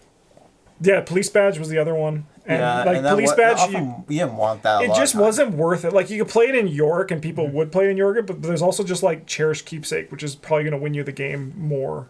Cherished keepsake just does this, Yes, exactly. Right, but like, for no money ever. Yeah. So this, but I think this card was like the first way we're like, oh, this is actually healing that we want to be running quite a bit. Yeah, it was exciting to play this with beat cops and guard dogs. Oh yeah. Yeah. Oh yeah. Yeah, a lot of synergy there too. Aid. Yeah, which we never played. We even knew back then it was bad. Yep. Yeah. Good job, us. Yeah. Now, no one go into one of our first videos and find one of us playing first aid. Please don't. Oh, yeah, Please we don't. probably did like the very first ones where they were like, you put one of each card in your deck. And you're like, okay. Yeah. That's a deck. Yeah. Because of, I think we have Diana Stanley to thank for this next card, and thank God because it's really good. Which was the I've Had Worse 2, because the level 4 version we got to, while it has the intended design goal of like you use it against big bosses or in Dunwich with Beyond the Veil, you don't really want to spend 4 experience for that effect, but 2 experience to just like cancel enemy attacks and gain 2 money. As you said in a previous video, this isn't actually a damage prevention card. This is actually just an economy card, which is really nice for the Guardian class, and also has that huge ass synergy with Diana Stanley when it came out. Also, just kind of like works for pretty much every Guardian except for like Carolyn, because she has built an economy and she's not looking to be dealing with enemies if she can. But like it was such a just like it worked for everyone else so far. Just like you could play it in Carolyn. I'm not saying you wouldn't, but like. It just worked really well with everybody. Even good in like a Joe Diamond type character where you're like, I'm going to die. Yes. Yep. Yep. Because it's level 2, so you can splash it. Yeah. Just a fantastic card. Yeah. Great downgrade from the level 4 version. We also got Well Maintained, which is starting to here's a new archetype that you can start to explore. A new archetype. Yeah. New archetype. Yeah, this one didn't have quite so much. We didn't play it quite so much when it first came out. Because you read this and you go, oh, this is like I put my upgrades on the thing, then it goes away and you get all the upgrades back. I can play my weapon and put all the upgrades on again. But where it really shines, I think, is actually just as a shield for, it's like a bubble for your weapon. Right? Yeah, I think the first time that we played this was in a deck that I made you play. Oh yeah, it was a lightsaber mark. Yeah, we were throwing weapons at people.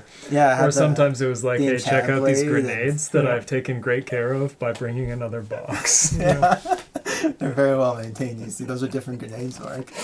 I think we should probably do another white elephant type thing. Yeah, but like we should probably do another one of those. But yeah, this card is definitely like so much better than it read initially. Like it seemed like, why? I'm not going to throw away my weapon in the game's like, aren't you? Yeah. Oh, we should do a draft, and then one of the other 2 people randomly gets your deck. Travis, you want to play Sled Dogs? That's how you're getting Sled Dogs. There's only a 50% chance of getting Sled Dogs. Not when I'm 0% if I draft Edge of the Earth. Not when I'm pulling the chips. So like I'm putting Sled Dogs in the deck anyway. Even if I didn't draft, that's I'll print out some custom. It's okay. Yeah. Let's move on to the Circle Undone, which, as we mentioned, this is like the test Bryn expansion. Yep. We saw some synergy here with the not synergy, but like the returning archetype and mechanic of the spells or relics, or how you want to kill these things. The effects on these ones were different than the Carcosa ones. These were, you could still kill them, but they could come back. Sort of. Yeah. Yeah. And then also, I also put Bedeviled here, because notably I think that's a very bad card for Guardians, because it stops you being from able to use actions, which are like your, well, not actions, like but action triggers, which are your weapons. Yeah. But I think generally Guardians are pretty well handled for Circle Undone. I think they're pretty like neutral to it. There's things that do well, there's things that they don't do so well. A couple highlights from this campaign is like the Brown Jenkins scenario, which gives you clues for beating the piss out of something. Put them in the sock. Yeah.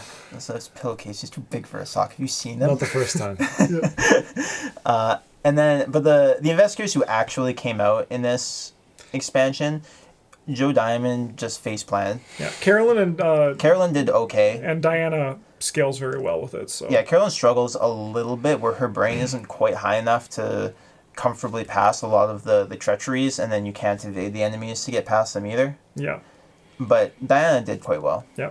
Let's put Centuries of Secrets here because it deals direct damage to your ally assets, and like that That's bad. can be pretty bad for a Guardian. Is this what happened to Pete? Is Yes. this why you stopped playing? He got killed by Is witches? he dead? No. I don't want to talk about it, guys. It still makes me too sad. Okay. Survivor Week, though. Yeah, Survivor Week. We then had Return to Path Carcosa, which brought in an upgraded version to the 32 Colt, which we did not forget about when we went in the Carcosa part of these slides. No, Because you really only played it in Mark, and even then, it was pretty medium. Yeah. Because you just kill your teammates. but what the new 32 Colt does is it lets you reload it, which gave you a reason to actually want to play it. Yeah, it's still like not really good. Yeah. But this was a Yeah. pretty novel concept when it came out. You're like a gun that you can just put You more can bullets just put into. more I just bullets. brought more than 6 bullets. You can also see the synergy, like this was probably well maintained, works well with this card. There was also reliable from the Forgotten Age. You could do some things to just make all that Yep. pop. Yeah. And then we also had the Unspeakable Oaths. All 3 of them. I think the Guardians handled Bloodthirst and Curiosity pretty well. The Evade ones can be kind of rough for them. But Curiosity sucks if you don't like consider it in deck building. You have Yes. to build into it. But luckily you're taking, you usually take the initiative, especially when this came out, which works really well with that. You could be like, I'm going to be on this location without clues. Let me just go first and do this. But the Bloodthirst one was that's the kind of the issue with these weaknesses where you can get just Bloodthirst as a Guardian. And you're like, okay. Yeah, that's kind of why they're here and not really. I don't think there's any other weaknesses that are here. It's just these ones. Oh no, there's at there's least one one more. more. Yeah, okay. Yeah. Yeah, that's totally fair. I wouldn't mind it if we started treating these as Your worst one one. whole slot and you just take one that your guy's not good at. Yeah, or the other people get to choose for you. Yeah, somebody else gets to decide which one you get. Yeah, maybe. Yeah, It's you are right. Sometimes it's just it doesn't exist. it's a non-weakness. Yeah. You have an unspeakable oath of Yep. killing people, and you're like, good, that's what I'm here to do, baby. That's what I do. Yeah, 2 of them just were quite often undoable or difficult to do, and then one of them was a joke. And not losing the experience wasn't the harshest of the 5 classes for Guardian. It probably hit Mystic more. It definitely hit Mystic harder. Yeah. But they probably got hit the second hardest, I would say. Yeah, Mystic also had a real easy time with solving any of these though. Yeah. Because you could just have You cards could in just your do it, deck yeah. that do that. Yeah. Yeah, Rogue also struggled a little bit with the experience part of it, but you could, again, just do any of these. Yeah. Mhm. So, We then go on to Dream Eaters, where we got Tommy Muldoon, who is he's the inverse of Will York, so we see a very similar sort of archetype be around the guy. yeah, we care which is- about soak, we care about things dying.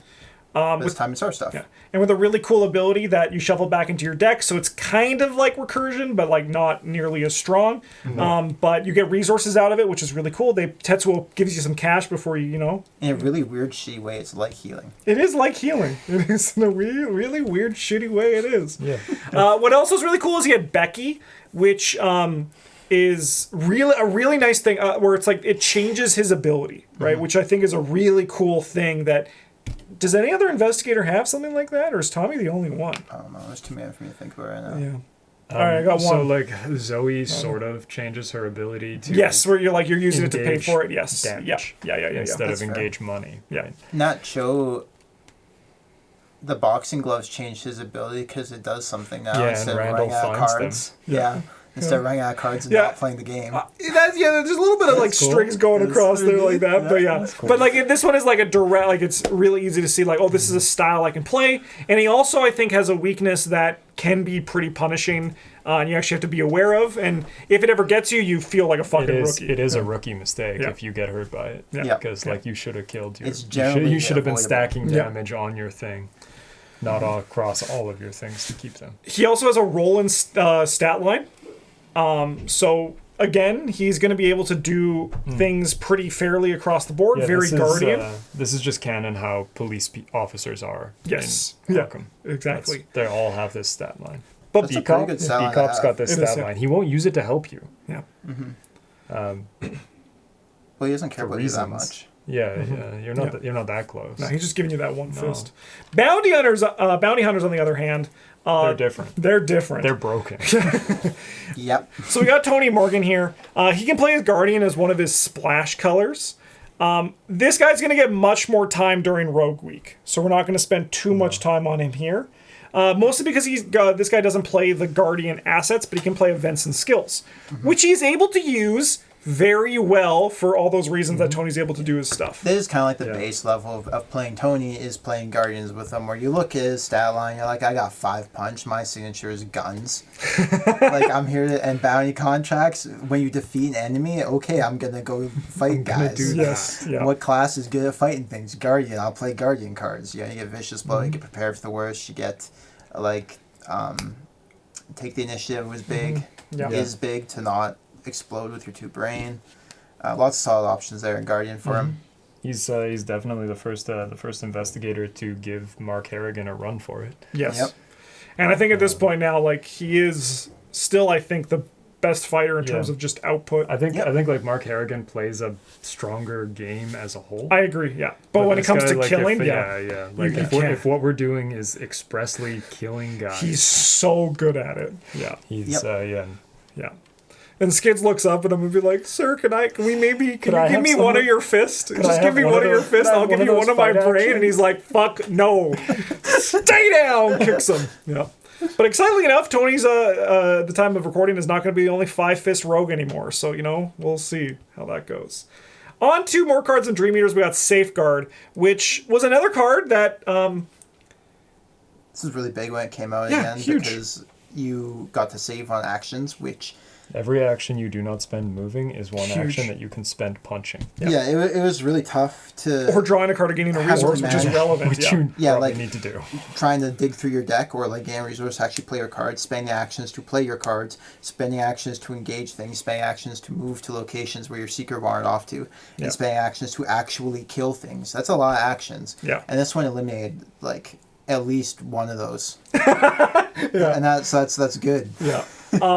Funnily enough, though, this card saw the most success when you weren't the Monster Hunter. When you instead had your Monster Hunter drag you around and you just won the game quicker. So I think it kind of like, unfortunately, the goal of the design wasn't accomplished, but it's still very playable in Fighter Guardians, right? But like, the reality is Travis as a Kluver being like, take me to where the clues are. I'm going to investigate one more time. And it's like, or 2 more times. Yeah. How do you say no to that, right? Like Yeah. I guess I want to win. Yeah. I don't understand how you don't enjoy sled dogs. Okay, so let's No, we can't talk about No, Sled no, Dogs. no, We no. can't talk about There's no 4 time. cards, There's no 12 resources, 1 card, 2 resources. We'll wait for Sled Dog Week. We'll wait for Sled Dog Week to talk about that. Initial week. Everyone's got to play a deck with 4 sled dogs. We have Empty Vessel. This was a really cool accessory slot. That I should is play this card more. yeah. Everybody should. Yeah. You should remember that cancels the token too. It cancels the token. Yes. So this rewards you for does. killing enemies. So you're going to be wanting to doing that. If you haven't been paying attention to the video, Guardians do like to kill things. I think we can all confirm Maybe, that at this maybe I'll point. buy this in my dog Yeah. deck. Not Yeah. the dog, the man. In the man version. Yeah, the man version of the dog. But this card is super good, super powerful, and got a pretty big boost in the Return to Forgotten Age, which comes out actually right after Dream Eaters does. But yeah, canceling the token is insane. Like, you have to work for it, you only get a 1 of, but this card was good then, and it's good now, and I agree with Travis. I put this on the cards that Guardians should play more. Give a second chance to. It's very good. Yeah, this one's like healing, and also it saves you actions in that you don't have to engage enemies as often because if you draw one of those tokens, you just don't care. Yep. Still, you still eat on the auto fail, but that is life. Yeah. Yeah, but that's your Seeker's problem. Yep. That's Min's problem. That's somebody Like, else. yeah, do you trust me? Who's gonna say no to like a 1/16? Like, Mark. If it's Mark and Okay, it's Min, so, the answer. like, and also Dexter and Every Daisy. time that you're like, it's a 1 in 16, it's like, well, so no, actually it wasn't. Yeah, it was a 1 in 8. Yeah. And like, yeah, but you wouldn't say yes if I didn't say 1/16. True. And And then also Dream Eaters. Dream Eaters did a good job, I think, for actually expanding the Guardian, Lots of like, really a lot of neat stuff. things that aren't about killing stuff. Tetsuo Mori, This is about killing stuff. It's about killing Tetsuo. huge. Yeah. So Brother Xavier, Yeah, but- we saw this expanded into Yeah. Tetsuo Mori, but he also actually brings a mix between Prepared for the Worst and Backpack, but you can also search your discard pile. Very powerful card. One that we actually, at the time when this was coming out, we were making a staple video for each class, which is crazy that it was that long ago, but it was. And we said afterwards that we wish we included Tetsuo as a staple because he is a Guardian staple. He's so good. It's one of those things that, like, at a certain point now, like, he actually ends up in some decks replacing Prepared for the Worst in the modern day, right? Because you just are like playing Backpack or like just more weapons, and Tetsuo can help you find those things. His ability to soak for other people is insane. Tetsuo is just like a 10 out of 10 design from like top to bottom. Yep. He's extremely strong without being too good. Fixes a lot of or smooths out your deck. Not necessarily fixes issues the Guardian class has, but smooths it out. Is useful in both the early and the late game. Yeah. Has a relevant symbol, but like not so much that you... Like there is a small like opportunity cost there to having him and not being able to play him, where you're only getting one book at it, but you are still getting a book out of it, so... Yeah. Yeah. And usually when you are committed to him, you have everything you need from him. Like, you don't need more soak, or he's already in play. Yep. Yeah. We also started to see some encounter deck manipulation from the Guardian class, both in the form of Fool Me Once and First Watch. That's probably should have been the same slide, but yeah. Yeah, what can you do? Yeah. So Fool Me Once and First Watch, they just are both ways of Guardians of manipulating the encounter deck. Fool Me Once by... if you trip over like a Rotting Remains once, you won't trip over it again, for an example. Yeah. Nice sort of thing. And then Daring is, First Watch. Daring's coming up in the future. First Watch allows you to divvy out the cards as you want, but you could take all of them, which Guardians are actually, because they usually have high brain and like good soak, can sometimes just in a 4-player game be like, I'm going to take 3 of them. Here you go. You take this one. Especially great for enemies too. You can just Especially in the last like 2-3 turns of the game, just like you guys are running out of time, it's a huge tempo swing. You'd be like, I will just eat it this turn, and you get all your actions. Yeah, you guys win the game. Yeah. Yeah. I'll figure out how I don't die. Yes. Or die. Yeah. Or I will die. Yeah. Yeah. Figure out how I died to the heart damage. Yeah. Yeah. We also got 2 good skills in Dream Eaters. One of which is Daring, which is kind of just like an overpower plus minus. It's just like another overpower. Has its pros and cons against it. 3 symbols is a lot. 3 wilds. Not as much as Promise of Power, but still very good. And at the time, 3 was like, we saw this in Inquiring Mind. We saw this in Take the Initiative. 3 was pretty standard. Most enemies have retaliate and alert. Or retaliate, not alert. Any of them that you're going to need +3 to exactly, yeah. They probably usually have do something to make already, them so- scarier. Yeah. Yeah, 2 retaliates is not different than 1 retaliate. Yeah. So That'd be crazy if they stacked, though. Yeah. That's why you built the Attack Toysmatron, right? yeah, You're like, I was like, that's not enough. we also got Leadership 2, which is, I don't even remember. Was Leadership Carcosa?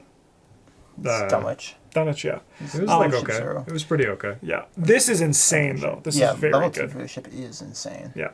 This also was the cycle where Practice Makes Perfect came out, which is probably why this upgrade happened. It could have been here, but I thought that would be a little bit of a Disingenuous, yeah. personal indulgence. That would be funny. For the amount of practice cards that are in blue and the amount of Guardian Investigators who can play it, I yeah. don't think it'd be unfair. I but do think I've so. seen- I do think so that it's like the number 2 class for it, right? Yeah. Because I mean, like, as I was talking about with Joe Diamond and Eric with that deck, just seeing, I was like, oh, I forgot how good Practice Makes Perfect is, particularly in the Guardian and Seeker combination. Yeah. Yeah, leadership's so like you just bail your teammate out of brain checks. It's economy for both of you. Yeah. It's so good. Very good. On to Dream Eaters. I had a hard time kind of figuring out how this one challenged the Guardian class. It has big enemies. It actually has a surprisingly amount of like large enemies that you're going to need to take down quick or evade. One thing that this campaign does make is a little bit difficult for Guardian is the evasion thing, where they want you to evade the big enemies. They don't want you to like gun them down in one turn, right? They Yeah. want you to kind of chip away at them over the course of 2, maybe even 3 turns. That's something that we missed saying about daring as well, as that contributes to evasion tests and actually lets the Guardians do that effectively while still having an option to increase their fight when it comes to fighting like this Lumbering Gug who's got 4 punch. Yeah. Right? Only 2 foot. Yeah, you're rolling, you show up, even you're talking about doing because he's from this cycle. You're going 2 to 2 to evade this guy, that sucks. Yeah. Going 5 to 2 to evade this guy, that's good. You have your machete and you're attacking this guy 5 to 4, that's bad. You're attacking him 8 to 4, that's good. Notably too as well, I think there is some kind of soaks plan as well. Like it gives you the alternatives. Like Tetsuo Mori perfectly gets eaten by a Lumbering Gug, right? The monkey Yep. paw is cursed. Because it also exhausts them. Also, Prismatic Phenomenon, we kind of see some of the thing where actual, like, investigate matters for these effects, because you actually need to investigate to get rid of this card that stops you from... It Frozen in Fears, draw, play, and resource, which Guardians want to be doing a lot of. It hits you at the wrong time. And then Swarming Enemies opened up a lot of things for Guardian in forms of, like, taunt and... well, not this taunt, but a future taunt that's going to be coming up. Like, literally the next batch of cards.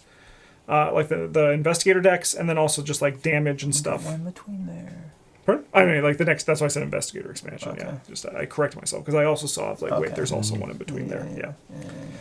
Going on to Return to the Forgotten Age, we see the upgraded survival knife. We've touched on this one a lot when we were talking about the original. It's very good. Kind of And- broken. Yeah.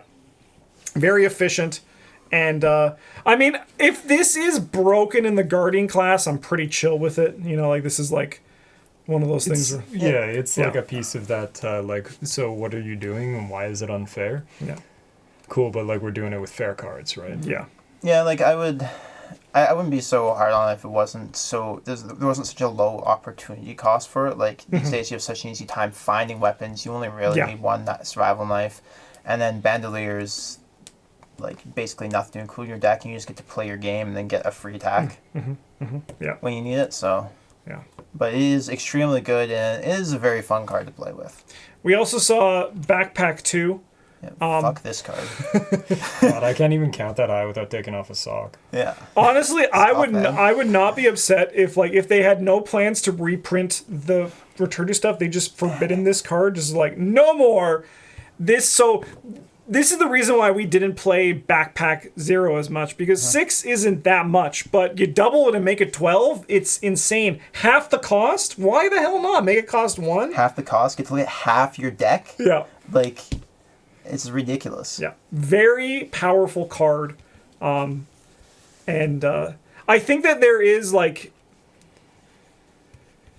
I mean, at the time, you could just slot this in really, like, everywhere. I think a lot of people will play this card even if they're looking for, like, 1 or 2 items or supplies, which you probably spend your stuff elsewhere for experience, at least now. But back then, It this depends just... on like what you're looking for, I think, right? If you're looking for like the linchpin to your deck, then this is a great way to. And that's kind of the issue with it, right? Is Yeah. that every class just gets a way to search for whatever item makes their deck work. Yeah. It's But- pretty gross. Pretty gross. We also got Dendromorphosis, which targets Guardians in a very unique way. Leo Anderson's unique weakness. Yeah. Yeah. Yeah. It's funny. It's really cool. This sucks. Yeah, But yeah. it's a good weakness. Yeah. I like Yeah. that one. Yeah. Lose your magnifying glasses. We have another fighter enter the ring, and when I say ring, I of course mean the boxing ring, because we're now in the Investigator starter decks with Nathaniel Cho. This guy, I think, is fairly criticized as having, like, one deck that he's pretty much shipped with. You can definitely build more decks with him now, but especially at the time, like, he was the event guy. However, he was the event guy, which we never really had at this point. Yeah, We that didn't was have fine. it was one of those things where he's uniquely using those Guardian events and adding a big pool of Guardian events that a lot of other Guardians can play. The Investigator starter decks were fantastic for all the classes as a whole, but I think Guardian got some really cool tools that other people can tap into. Yeah, Guardian had like a couple cards that were really, really good for the rest of the class, and then like probably like a third of them I'd say about, and then 2/3 were quite niche for Nathaniel Cho and his playstyle. Yeah. Which honestly was a totally fine place to be. That's about where I think you would expect like an investigator expansion Yeah. to be. Yeah. Yeah. So Yeah, cards to be better for. the guy they came out with, Yeah. Yeah. He's very strong though. He's boring if if you just a follow five fist five versus- fist, and like his damage output while not as like consistent as like Mark or Tony, he's just like, he solves problems with like, it seems to be like the least stress of all of them I've seen. Yeah. Oh yeah, because you don't need a particular. You don't have the consistency issues where you randomly discard your weapon or you just don't draw it or whatever. You can just like use like a clean them out and kill an enemy. Yeah, you will struggle in the long term if you don't have your boxing gloves or if you lose them, but you still have the card draw and to like bridge that gap. Yeah. Some cards that came with this one, we have boxing gloves and 1/2 punch and counter punch. Boxing gloves care about give you a bonus while fighting, help you find spirits. These are some relevant spirits. These cards are also like not as much counter punch. I don't see that in other places. That's like a solid retaliation, like Thorns build card. Yeah.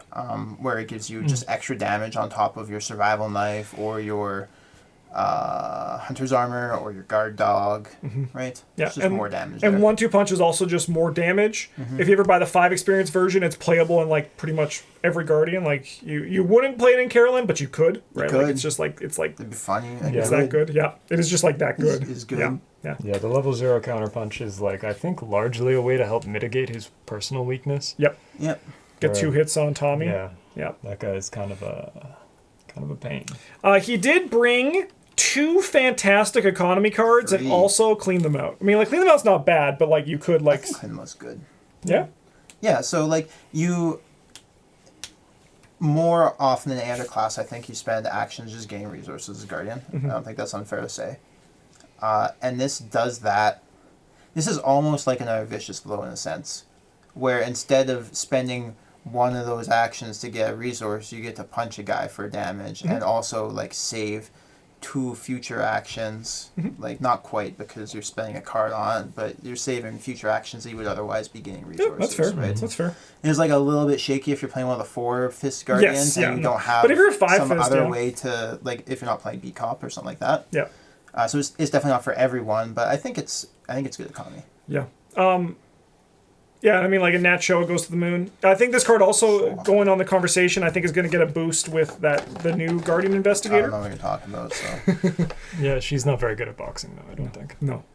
But she's still good at choking people from behind and taking their money from their pockets, but they also got Stand Together, Zero, and a Glory, which are just, like, huge tools that the Guardians are playing today, and they were very good when they came out, too. Very huge. Just, like... And also, like, Glory has such good relevant symbols, too. The 2 book icons, so if you don't need cards, you're just, like, investigating with it. It's very nice. Great design on that one. Level 0 Safeguard, which is actually really cool, because it works differently than the other version, right? Where it only does it once, but they move in before you. So, like, it actually has, like, some, like, change for, like, if you would actually want to upgrade this or not, depending on your build. Or your team's composition, which I think Safeguard is a really cool success of a design. Yep. Yeah.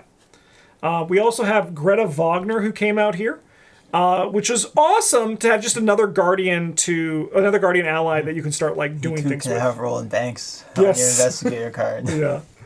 Yeah. Joe Diamond can actually just steal his identity. Yeah. Yeah, like anyone can. Yeah. Well, she did. Yeah. Yeah. She's got it. Yeah. Yeah. I also like the 2 icons, like the 2 stats for the upgrade, showing once again that Guardians are kind of from the get-go, from the days of Roland Banks, existed to kind of do both of these things. Yep. We also got the final version of the Dynamite Blast upgrades. So far, that's true. So far. Maybe we'll get level 4. What would you do? Honestly, if it was just like the same before damage. Sick. Yeah, it would be sick. This card's awesome. We're big Dynamite Blast lovers on the channel, and this card has seen a lot of play back then. Now, just lightning bolt windows. Any lightning bolt window. Yeah. That's basically whenever you want. Yeah. Pretty close. There's no campaign associated with this one, so we are going to move on to Innsmouth. And now we're getting into like the very modern things. I mean, very modern, I mean 4 years ago, but just bear with me on that. Oh my god.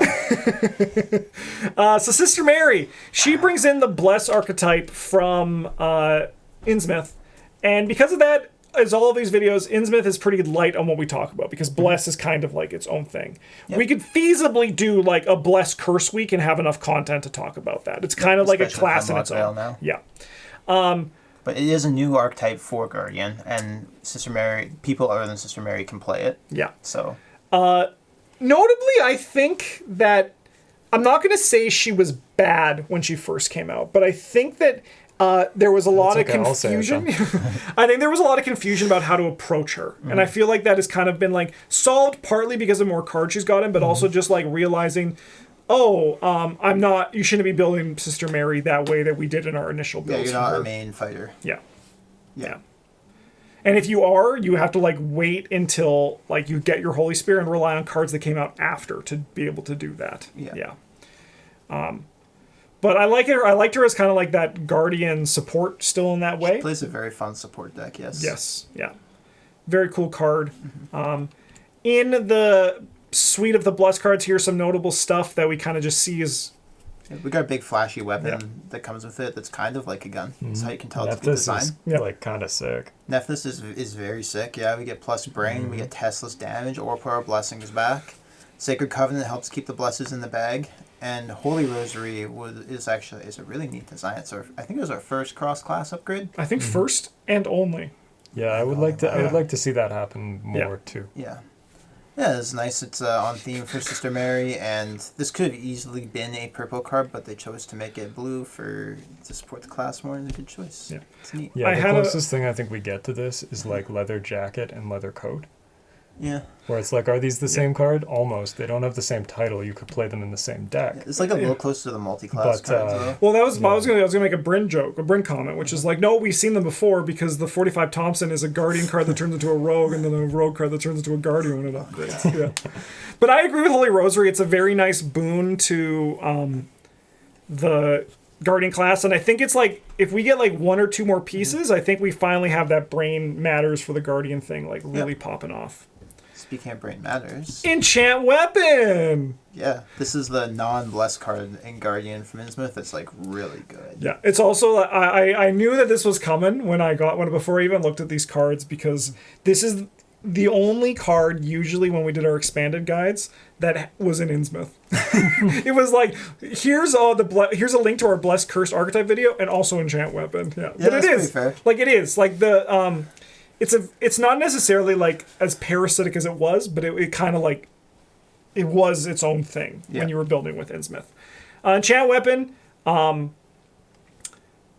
is like that I think like our first big payoff to like going higher on Brain, or just generally Guardian's Brain mattering more alongside the you had like the Holy Rosary and you had the Enchant Armor as well in this cycle. Yeah.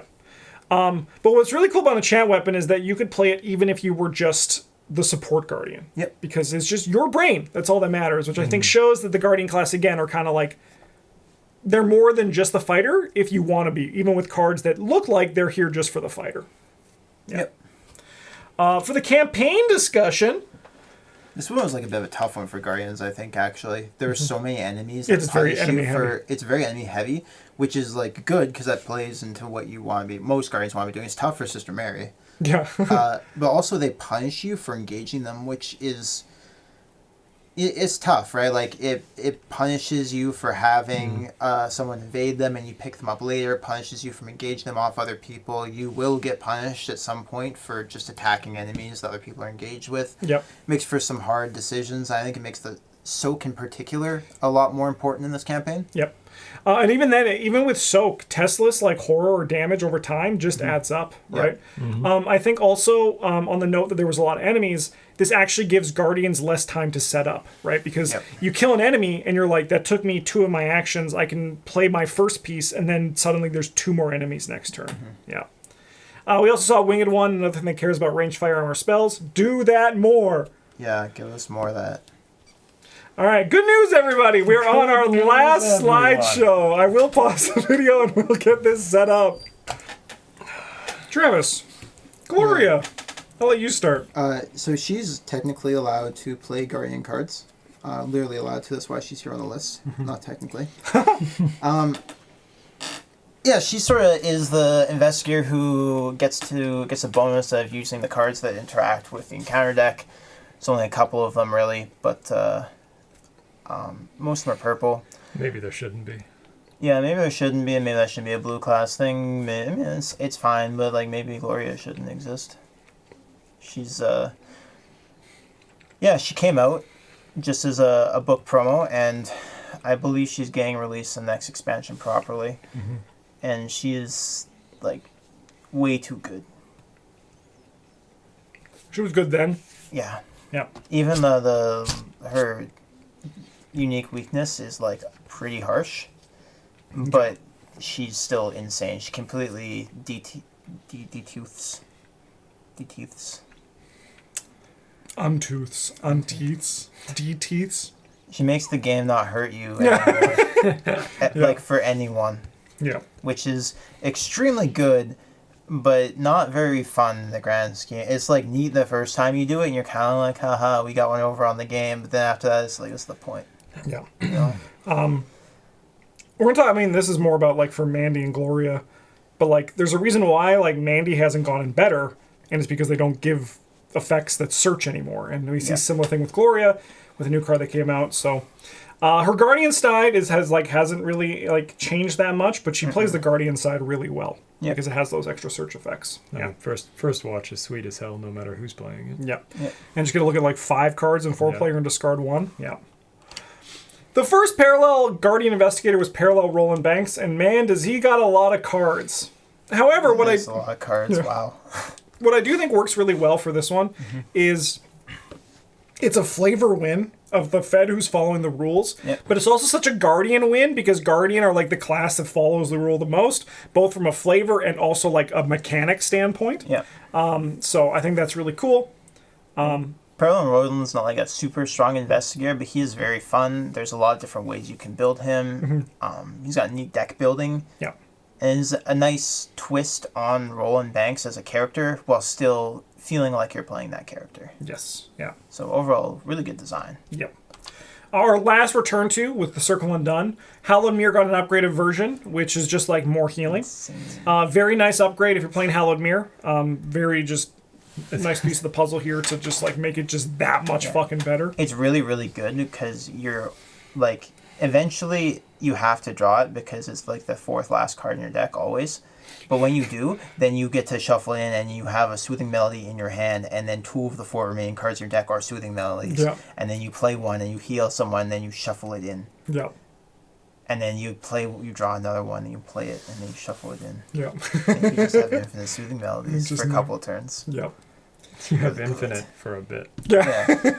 Yeah. Infinite, yeah. Well, it's infinite as long as you have actions playing. No. This also had another tarot card, which was part of this ally archetype, which is just a sick as hell card. It's so cool. It's cool. Is it good? That's not the question we're answering here. It is just like I think the it start really is good. Yeah, I also think it's pretty good. Yeah. Yeah.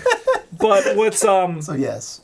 what's cool just about this is that it expands the archetype. It's like, here's that thing, because that's kind of like what we've been talking about this whole thing. It's just more of that, more B-Cop, more Guard Dog, more Tetsuo, more Brother Xavier, even though you want him to die sooner rather than later. Yeah, I mean, Tetsuo is also in the same kind of bucket where it's like, I mean, it's 3 for a 3/3 soak, like really good. It's actually really good. Yeah, it is. Well, yeah, but Tetsuo and Brother Xavier aren't always. They're not there just to die, right? They're there to take damage for your teammates who are bad and they didn't bring. Yeah. Yeah, but it does make it a little bit harder. 4 health worth of man to stand between you and that Byakuya. Yeah. Yeah, like it makes it a little harder to like have them die at an opportune time for you. Sure. Yeah. Yeah. We then go on to the release of the revised core set. So as we talked about previously, this was the change that made it so you did not need to buy 2 of the core sets You anymore. got 2 of each card. What a novel concept. This is also when they started to repackage the campaign expansions away from Mythos packs into one package release, which ultimately is better because it means you have to buy less product, but it means that there's a slower drip of new content throughout the year because there's not a drip. It's literally just like a torrent at one point. So this might not be relevant by the time that we if you're watching this video a year later, but that's the current state of the releases. With this, they kind of added some experience cards from other cycles into the deck, notably Guardian, the I've Had Worse 4, which is not one second. All right, I'm back. Don't worry, it was just a murder. So the I've Had Worse 4, the choice of this one, like I understand it's a bit more flashy, it's a bit more cool, but I wish this was I've Had Worse 2. However, with that said, this is like them doubling down on the identity of the classes because it is the new core. I think it's also them kind of consolidating the damage cycle into the core set as it was designed to be, right? Because I've Had Wars 2 came out in Circle Undone, but most of, if not all, the experience cards they included, I'm pretty sure are from Dunwich. Potentially. I know Eucatastrophe isn't. That's the only other one I know that's... like Rite of Seeking 2 kind of is. Kind of is, yeah. Those So are the that is a ones good I theory. know That is, are yeah. in the revised I don't know. core I set. don't know the rogue ones, honestly. So Yeah, me neither. yeah. Well, because we don't have to, right? We don't I have no to. idea what's in the revised We'll worry about core that set. in Rogue. I bought You know- two core sets. Oh, I know six, most like of that. them. Here's what we'll do. Over the remaining 4 weeks of the class weeks, Yeah. we'll put a pin in this and we'll look at it each time we come to it and see if that theory holds we'll figure true. out in like 9 months or whatever. Oh yeah. All right. Should be May 2025 when it's all wrapped and Perfect. done. Yeah. Also, Charisma, which I think was a great addition to the core set. Yep. Yeah, just having that available to all Guardians from the get-go means you can get 2 B-Cops in. Yeah, it also Yeah. means that like us playing with one collection, we don't have to argue about who gets the That's true. charisma anymore. Yeah, yeah. All right, we're going on to Edge of the Earth. So this was notable because it was the first of the repackaged from the old format. So like the new format now is going to be the repackages, and this was the first campaign that had that was new. And Investigator expansion. Yes, and because of that, I think that is why Edge of the Earth is so fucking overpowered. This cycle is insane with its player cards, and we're gonna rocket through them because there's just so many good I mean, ones. not all of them are like good. They're notable, but I don't know. not all of them are good. I mean, I think most of these cards. Most of them are like, really yeah. good. Yeah, There's really, like a couple yeah. in there that are just like notable though. Yeah, but like it is, and I think that's the reason why it's so powerful because this was also like a new entry point for players to get into the Yeah. game from when it came to it. First up, we got Daniela Reyes, who is a Guardian on the front, and she can run Guardian level 0 cards, but then she turns into a Survivor. With that said, thank God she can't run Guardian weapons, because as we know, she is very good with them. Yeah. Thank God she can't run Guard Dog too. Yeah, like she's insanely good with those cards.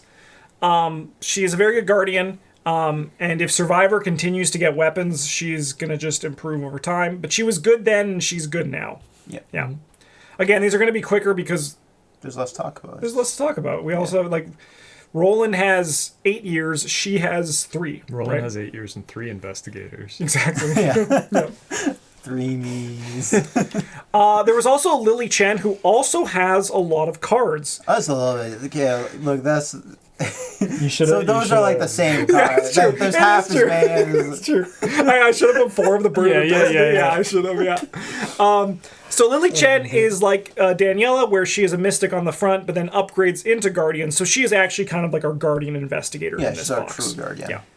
And she's a little bit weird, where you kind of choose your own adventure as you upgrade with her, right? Yeah, Guardian in this box was a little bit weird in that you still had this sort of core identity of we kill stuff, but then there was a bunch of stuff that supported, like, you're like, I'm a Guardian who has a good brain score, and I'm going to make some use out of that, or I'm a Guardian who has a good foot score, I'm going to make some use out of that, or I'm a Guardian who has a good book score, I'm going to get a little bit more use out of that. Yeah.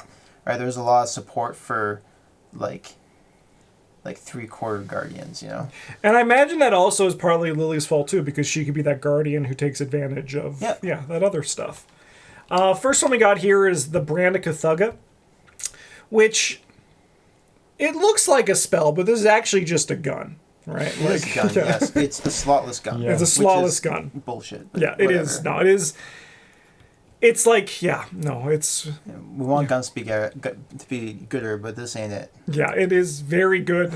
You also don't spend your bullets unless you fight, unless you actually hit, which is really good for a gun Also too. insane. Yeah, Yeah. it's like, why would you play a gun when you could play this? Yeah, but as you say, this is like kind of like Bandolier now, right? Like you upgrade it, and it's like it is that. You can run this in place of your bandoliers and your big gun builds because it doesn't take up your hand slots that you need to hold your flamethrower. Yeah, you also only need 1 card for Yes. it instead of 2. Yeah. Yeah, I mean, sure, that's better, I guess. But like, what if you used 4 cards for it instead of 2? That would be twice as good, right? Yeah, Bryn's just like, excuse me, I've noticed Sled Dogs is not on the list for Edge of the Earth notable cards. I'd like to file. Yeah, I'm the gonna thing. let you in on something. It's not gonna be on any of them. Yeah. What about the neutral week? No. How many cards can we even talk about? The number that there are -1. -4, as it were. What this cycle also did, as we're going to get to Sweeping Kick and Toe to Toe, is this is, along with Brand of Cthulhu, this is a very good expansion that made the Guardians be able to less rely on their guns. Like Nat Cho, it's kind of like just another surge of that. Event-based or like alternative combat in the form of Brand of Cthulhu, Yeah. which... This is a sweet boxing move. Yes. Oh, Nat Cho has his flame sword from Cthulhu. Speaking of sword, we got butterfly swords. This is what you alluded to, like the ones that are like, here's your fist, but also your foot. Yep. Like, I don't think this one is like super good. No. But it is knowable, and it's a very different style of weapon for Guardians. Yeah. So much so that it was on the ballot for like least Guardian card. I don't remember if it won or not, but It didn't. because this is definitely like a rogue card. It is a rogue card. Yeah. It takes 100 years to resolve. It uses your foot, it adds your foot to another number. Yeah. It's like that's not Guardian. Honestly, Guardian is like so- one test effect go. This would have been a great monocolored, like a multi-class card. I think this actually Yes, could have fit actually for it that. would have. Yeah. Which is like, what are you guys doing? Yeah, I mean that's even the set that this is. Yes, like that's the They, thing. guys, right? they looked at it and they're like, well, Bob Jenkins Yeah. can't play this very well, even though it's an item. So like, I mean he could play it pretty good. he could. He's got, like, Actually. Oh yeah, three he's like 2, 4, 3, 3, right? Yeah. Yeah, that'd be pretty reasonable. Yeah. Yeah. It'd be Yeah, what pretty the okay. hell? Yeah. Yep. Well. All right, keeping this going, we got Oh, yeah, geared like all up. the stuff Yeah, that they they're like- print and They're like, oh no, Skids might be good. You can't have that. We gotta help out poor Skids. At this point, Skids still was not good. yes. Yeah, you I can didn't tell I mean, at because this point, No, So- in Hemlock, I think he's got tools to be good in Hemlock. But at this point, at Edge of the Earth, he's still not good. okay, I was gonna say that you can tell that at this point Skids is not good because It's it now. is yeah. one of the times. Geared Up was a really cool card that they tabooed. Yeah, because To- it doesn't work. Yeah, to only be 5. But this is again kind of like Ever Vigilant, showing that this is where our compression from the Guardian class comes in. yeah, that was mostly like it's a victim of them not knowing how their own rules work. It doesn't really make sense that you can like nest effects inside of other effects. Unless they specifically say one at a time. Yeah. Yeah, and this one doesn't, but they ruled that it works the same as... Yeah, because like, why wouldn't it work the way? This- One this- thing that really frustrates me about this game is it's not in line with how the rest of the Arkham franchise is, or how even like there's the Grim rule in the rule book, which is you're supposed to take the worst of the two options. But pretty much any time there's a rules discrepancy, it goes in the player's favor. I think it's the find it very unfortunate side frustrating. effect of this being like the most popular Arkham game. So like it's just becomes more like the goal is more approachability than anything else. I do agree that like this was when we actually Edge of the Earth is when we released that video where we're like we're not following email rulings anymore. If you care about like approachability, though, it would make more sense to just have your cards do what they say. Oh no, I agree. Like Instead that of was having them like, yeah, this doesn't work the way it's printed, but like it's good for you. yeah, and I mean that's why we made that video, right? Where it's just like we're gonna just like not follow the song and dance because this is when it was very bad during Edge of the Earth. There for those was kind of things. there was a little while Yeah. where I felt like there was every week there was 3 or 4 Yes, yeah, ruling changes, and yeah. It was not great. It's for a the shame most that- part they were all inconsequential. And, Yes, it's people emailing in when like the just Grim rule because like that's the thing. That's what the Grim rule is there for. If you're at your table and you do not know the rules and you cannot quickly find it, just go with the It worst doesn't one. work the way you want to. Yeah. Yeah. Like coming back to the Guardian discussion, it's unfortunate that Guardian got geared up and the other classes got what they got. Because Geared Up is like fair. yeah, it's also like It's got a real cost to it. yeah. I mean, forced learning is kind of It's- yeah, it's shitty, a- but it's like a fun mini card. Down the Rabbit Hole is like Not broken, fair. Yeah. and the green one's like a little bit broken. But yeah, it's The just green- getting the green better. one's- It's Yeah. the just green getting one, like, better. at least has the downside of like you draw your weaknesses more often. Yeah, So like at least there's that's what I said. that, Like it's a little right. bit Like broken. we're just like a little Yeah, bit. and then The short red supply is ones- very good, and like the short people supply when is you like want is it, little this bit yeah is broken. this Yeah. what you're doing? Okay, well then like, it's that's very not- good. Yeah. Yeah, it's even Yeah. good when it's not what you're doing, but that's a different discussion, I think. So, Um, yeah, and then you got this. Yeah.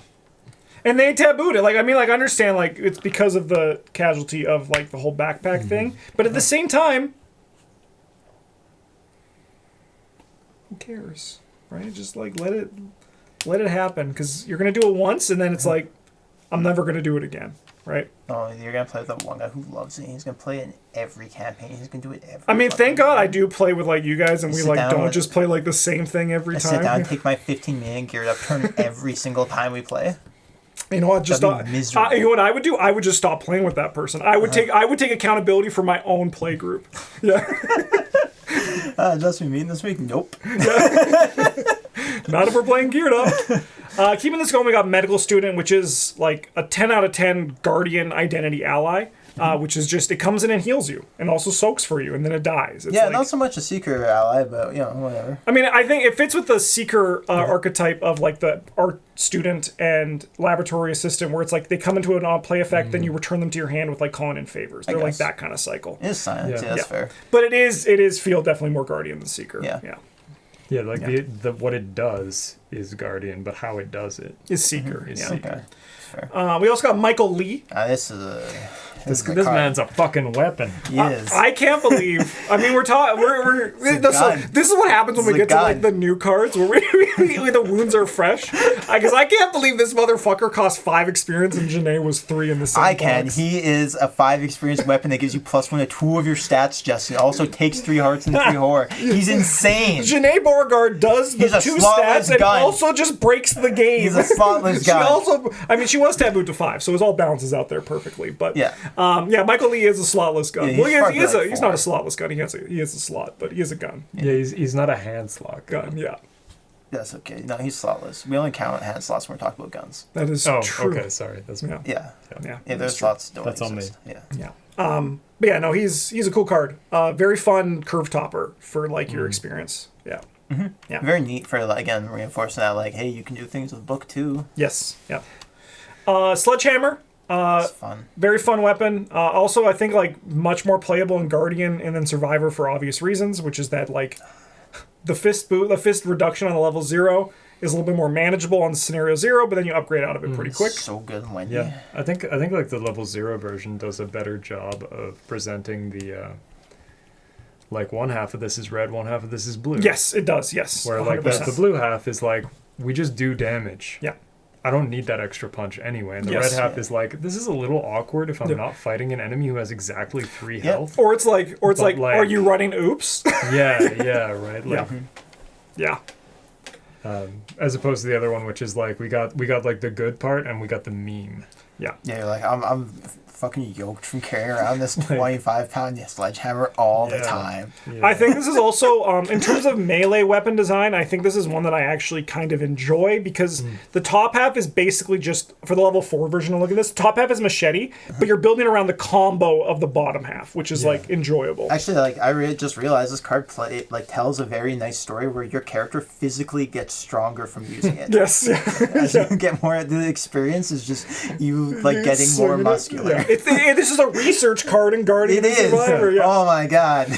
Dude, I wish I had the decks. You can only upgrade this card if you've resolved its action ability 3 times in One person or something. Yeah. Yeah. All right, keeping this going, we got On the Hunt. This is an upgraded version of a card that came out ages ago. I think even like And it was really bad. yeah. I mean, it's good in like was, zo- like, like okay. like It was okay. like yeah. It didn't make the list. It's pretty bad. But it's being able to find like Sled Dog yeah. didn't make the list either. Yeah. But you're able to find an enemy, and then this Saltless also gives gun. you We're not done the Jake yet. this also gives you resources for killing the enemy, which it's still to this day any resource you can get in the Guardian class is nice. Is it 3 experience worthy? I mean, unless you have other synergies, probably not. But yeah, Yeah, Like, getting- it is good in that it blanks a... it's 3 experience good for some decks, I think. If you're Yes. playing the ones that care about killing enemies, like Yeah. you have Evidences or Roland Lady, or you are Roland. Those Yeah. are all good.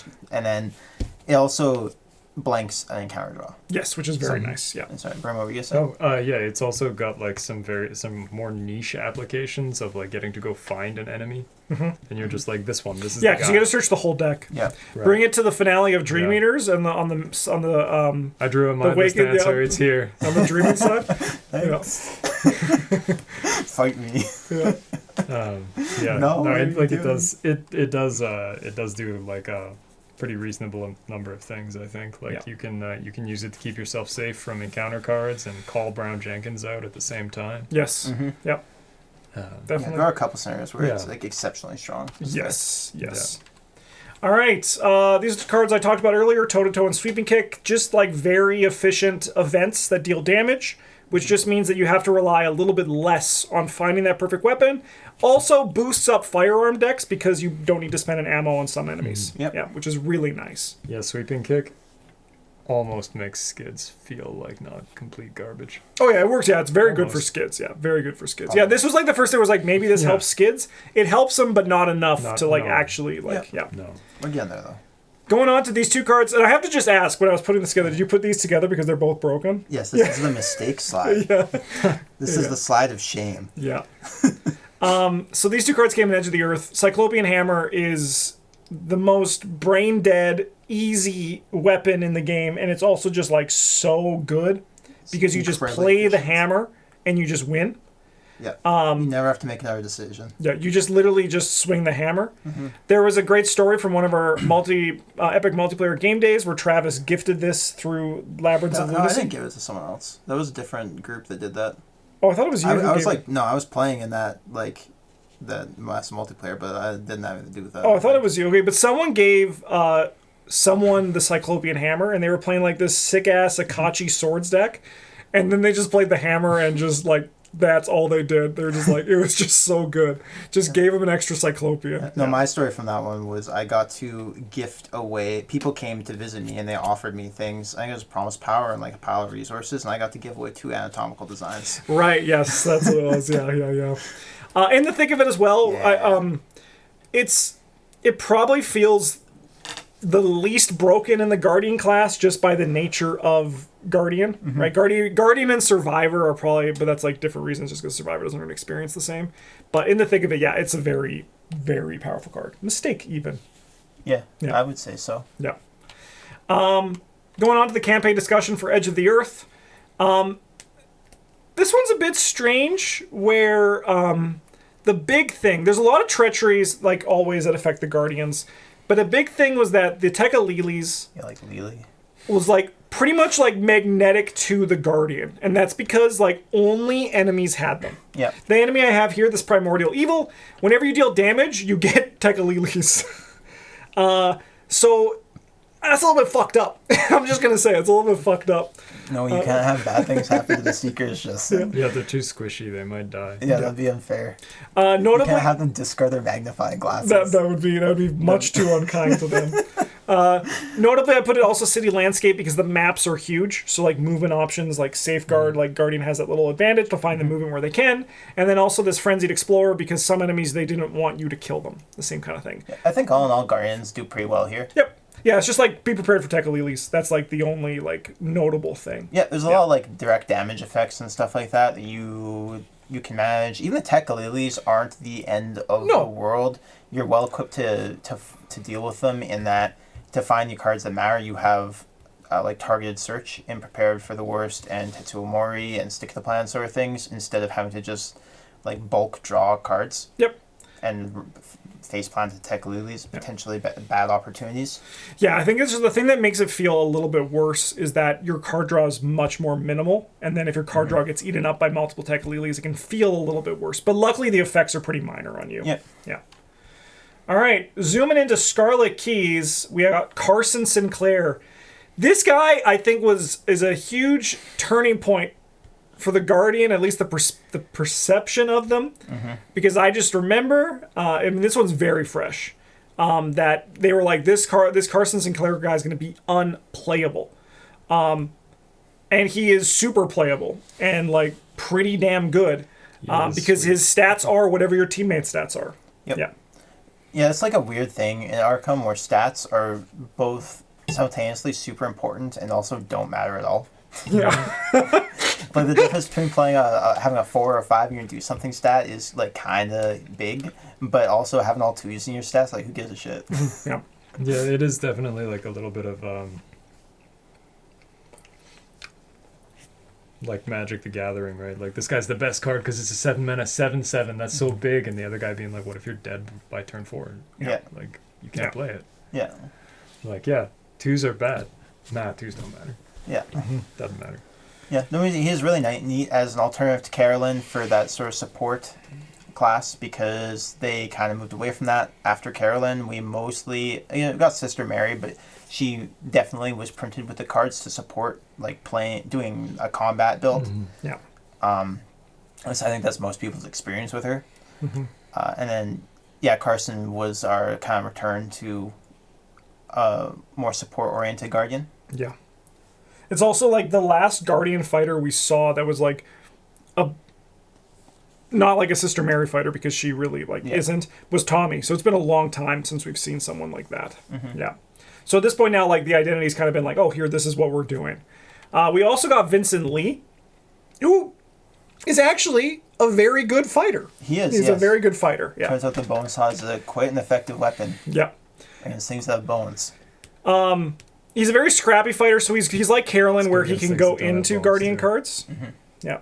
And I think he's just a really good. He's very good at like utilizing the Guardian cards. Yeah, you get a lot. Really, you have to. He's not straightforward like most Guardians, but you do get a lot of the really beneficial things from Guardian. And that you get your ways to find your weapons, and you get some of their like economy or enemy matters cards. You get some of the protection cards. You get vicious blows to go with your practice makes perfects. That's like huge for him. No, it is. No, it is. I think that's one of the biggest reasons to play Vincent as a fighter is you get practice makes perfect and vicious blow and stunning blow. Yeah. Oh yeah, he has the whole. He has the whole thing. I've only played him as a fighter, and it's for those exact reasons. Yeah. You're a Vincent Lee and also like we blow the whole blow. And he also works really well with Jessica Hyde, right? Like it's just like he's so strong for him. Yeah. Yeah, I mean, I think this guy also just like tells a really fun story while you're playing. Like the wounded bystander shows up and he's like, "Oh God, please help me!" And you're like, "Shut up! I'm busy violating my Hippocratic oath for the 3rd time today." Yeah, 100%. Bone saw this guy. Yeah. We got Field Agent, which is beat cop, but bad. Yeah. I mean, like, yeah. Yeah, for in terms of like the beat cop thing, but it's beat cop but for clue and book instead. So it's for like that other side of Guardian that has been evolving over all this time. 3 sanity. I know. Because you have to work a little bit level for it. 0? Why no level 0 discount? I mean, there might be one day. There might be one day. Maybe one day. Yeah, in the Return 2 box, because we're going back to the... Yeah, going back to the old format. Can't wait. Turn to the Scarlet Keys. Yeah. Gurish Kadakia was a fantastic Guardian ally, has that soak for other people, and gives people unexpected courages while also healing himself. So, like, there's a lot of He's stuff very there. strong, but for that 4 experience, he's got to be the thing you're doing. Yes. Yeah. Yeah. Upgraded guard dog with poo-poo art. With the wrong art. Yeah. Yeah, the wrong art. Yeah. Very strong. 4/2 is a lot. 4/2 is a lot. That's like big. If you got the star in play, 5/3. That's like as much as some investigators start with. Yeah, I've gone into scenarios with less starting health than that. Yeah, and like being able to just like deal damage at will again. Oh yeah. As we said with Zoe's Cross, fucking like an hour, like 2 hours ago. Yeah. It's that 1 damage, even though it doesn't match the same on card value, but like being able to do a lightning bolt is really good. Yeah. Then we got the customizable cards. No comment. As much as I despise these, I think the Guardian ones are probably overall the best designs. Where all 3 of them are like playable and desirable in their own ways. Yeah. I think Runic X is a little bit of a mistake. There's just too much You can do. shit on it. Yeah. But custom modifications, super cool. Hunter's armor, super cool. Yeah. And a really great addition to the Thorns archetype. I also feel like both the ones on the outside, Hunter's Armor and Custom, they their upgrades are easier to keep track of. It's just like, this has more sanity or more damage soak, or I get to draw a card when it deals damage from a treachery, right? Yeah, because they still do the same thing. They Yes. just do it like better for the most part. Yes, yeah. Right? The Hunter's Armor still takes damage for you, but when it's the right kind of damage. Whereas the Runic Axe, you have to evaluate what you want to do every time. I'm sorry. You don't enjoy your Guardian sitting down to play and being like, I will use my weapon to attack this guy. And, no, wait a minute. I need to. No, yeah, okay. Yeah, can you bring that other guy over here? Can you go first? Okay, and then I can attack that guy, and then if I spend, I get +2, and then I can move with that guy and then attack the other guy and heal a horde. No, but if I stay here, then I can attack that guy twice. Like, no, don't it's like awful. that? No, I don't. I want my Guardian to only show up. Seekers are I allowed to swing play. the hammer. Only I Seekers don't are allowed think to when I play Seeker, I show up and I test Book Feed Shroud. That's how I play the game, Bryn. Travis doesn't want anyone thinking. Yeah, Travis doesn't want anyone thinking during Arkham. You can think. You have like 10 seconds per turn to do it. Yeah. Oh, speed Arkham. Yeah. They also got Martyr's Vambrace, which is very similar to Let Me Handle This. Well, you got meat on your arm, Carson. Well, so let me handle this. Send it over. Yeah. Just expanding that archetype for it. Really cool for that kind of stuff. Another great accessory, too. Yep. We also got Breach the Door, which is a really cool card. It is. This is, I think, like going back to those earlier days. This is actually really cool looking at the perspective of all these cards in one video. But like seeing how like this is how the Guardians can make Shrouds work for them, which is really cool. I think this is a really nice design, and I love it. It also plays really nicely with cards like Michael Lee, Yep. where you can just be a Fist Investigator, and even if you have a mediocre book, you don't have to invest too much into it to stock up on bullets. Yep. Yep. I just enjoy this card when you're not in a physical location. You're like in somebody else's brain or whatever. Yeah. And you're like, oh, I'm going to breach the door. And they're like, oh, God, no. Yeah, or like in Horror and High Gear. Yeah, no. No, please.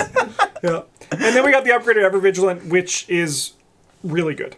And I think is just like going, once again, expanding that Guardian design of we're now for everybody. Yeah.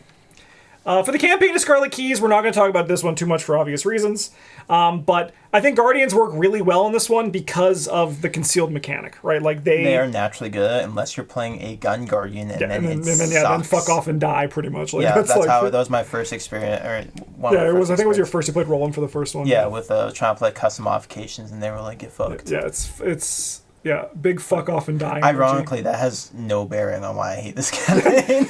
No, because like realistically, with that you can adapt to, right? Like you can like play around that. So like it's more annoying than it is like an actual like issue. Yeah. But no, I also think Guardians do quite well here. There's the enemies are like nice health values. They all die in 2-ish attacks. Yeah, and there's a lot of boss monsters too, which Yeah. like have varying challenges to them that you can usually handle pretty well. Yeah, combat's a frequent occurrence. Yeah, I also love the reverse Night Gaunt. That I don't even know if Bryn has actually even seen that card. I haven't.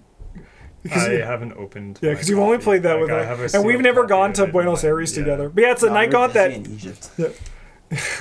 it's a Night Gaunt that it's the double negative for attacking. Okay, yeah, so it's like the other guy. Yeah, but reverse. Yeah. We then got our other Guardian print and play, which is Zoe Samaras, who works with the Blessed archetype in a way that's really cool and different than Sister Mary.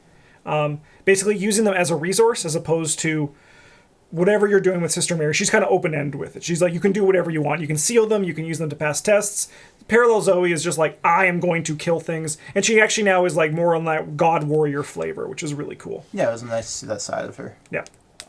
That's what I actually really like about the parallel designs, like Parallel Agnes. We get into that more lore-specific Blood Witch thing, which is really cool.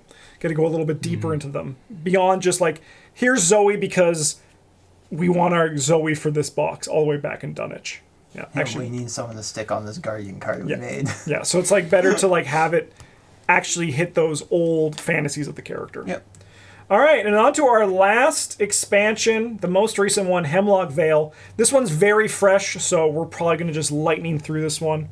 But Wilson Richards, I think, is a very successful Guardian. I think there's a lot of cool ways you can take him. I think you played addition as well. Yeah, just yesterday on the channel, not in real life, but in YouTube time, you played him yesterday to a very successful Clue deck with a big restriction on your deck. It was painful, yes. And in Scarlet, in our blind run of Hemlock, I brought him with a fighter deck, and I started as a flex, but you can go into Also focused. very successful, not as a flex, but as a As a fighter, yes. yeah, because I went full in on that as we transitioned. But I think he's a very good design, and he's the first, I think, 3 investigator that Doesn't feel awful. Yeah, that doesn't feel as much as the 3s. But it's because he has 4s. Going on to Blessed Blade. This is our melee weapon of the box. It's really good. Yeah. You don't really have to be playing Blesses for it to be good. It helps, but it's still really good. Yep. Yeah. I should hope so. It costs 4 XP. Yeah. Yeah. Kind of needs to be good. I mean, for it could be a little bit worse for and still be fine for 4 experience and one-handed weapon. We're competing with Girish Kadakia. Yeah, he's a guy. This is a sword. Yeah, I know who wins in a fight. Yeah. The sword, because it sword, kills yes. them. The sword just sits there on the wall. Yeah. We also got Cleaning Kit, which is great for gun builds. This was huge, This card's huge really boost. Cool. Yeah. I like it. It's got a lot of possible things design. that you can do with it. Yeah. This is also, so when I referred to earlier about skids being good, the level 0 one's really nice for skids. He also got the British Bulldog and also Ornate Bow. And you can use this to not have to reload your bow if you want to multi-fire on enemies.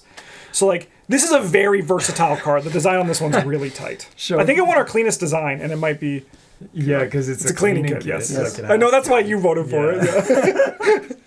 Yeah. It's just math. You're telling me you can play this card in Skids and show up and be like, I'm Skids O'Toole and this is my Legolas cosplay? Yeah.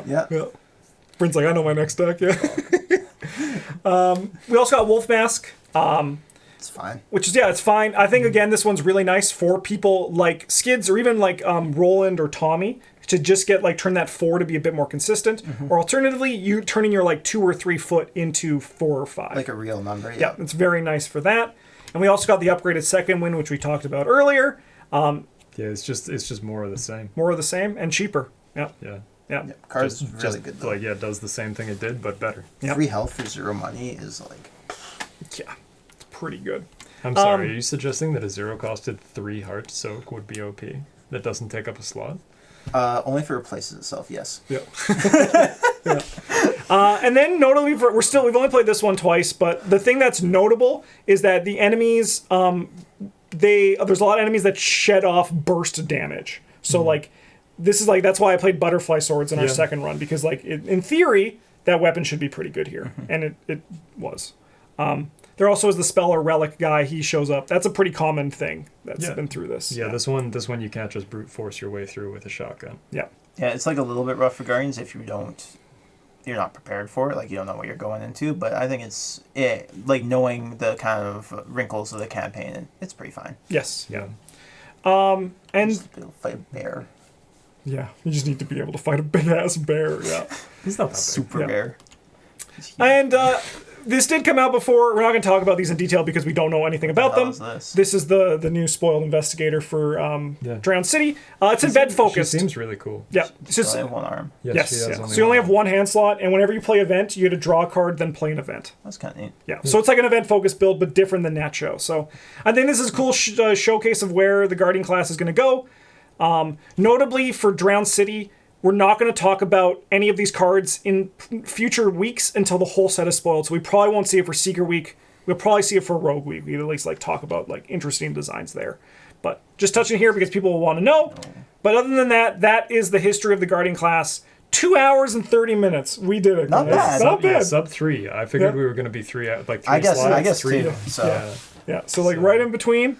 Thanks for watching. If you enjoyed this, please let us know and leave a comment and a like, because these videos, they take time to make and take time to record. A lot of work. Yeah. So we would love your support on this. And I hope you also enjoyed Guardian Week. If you want to see more themed weeks in the future, let me know. Huge thank you to everyone who watched this video, as well as all of our patrons. Once I find the patron slide on this, there it is. Yay. Thank you, patrons, for being awesome. If you want to support our Patreon, you can do so by finding the link in the video description. Just waiting for this to roll over to the next one. Also, just have a great day. We love you all. And as always, a GG's.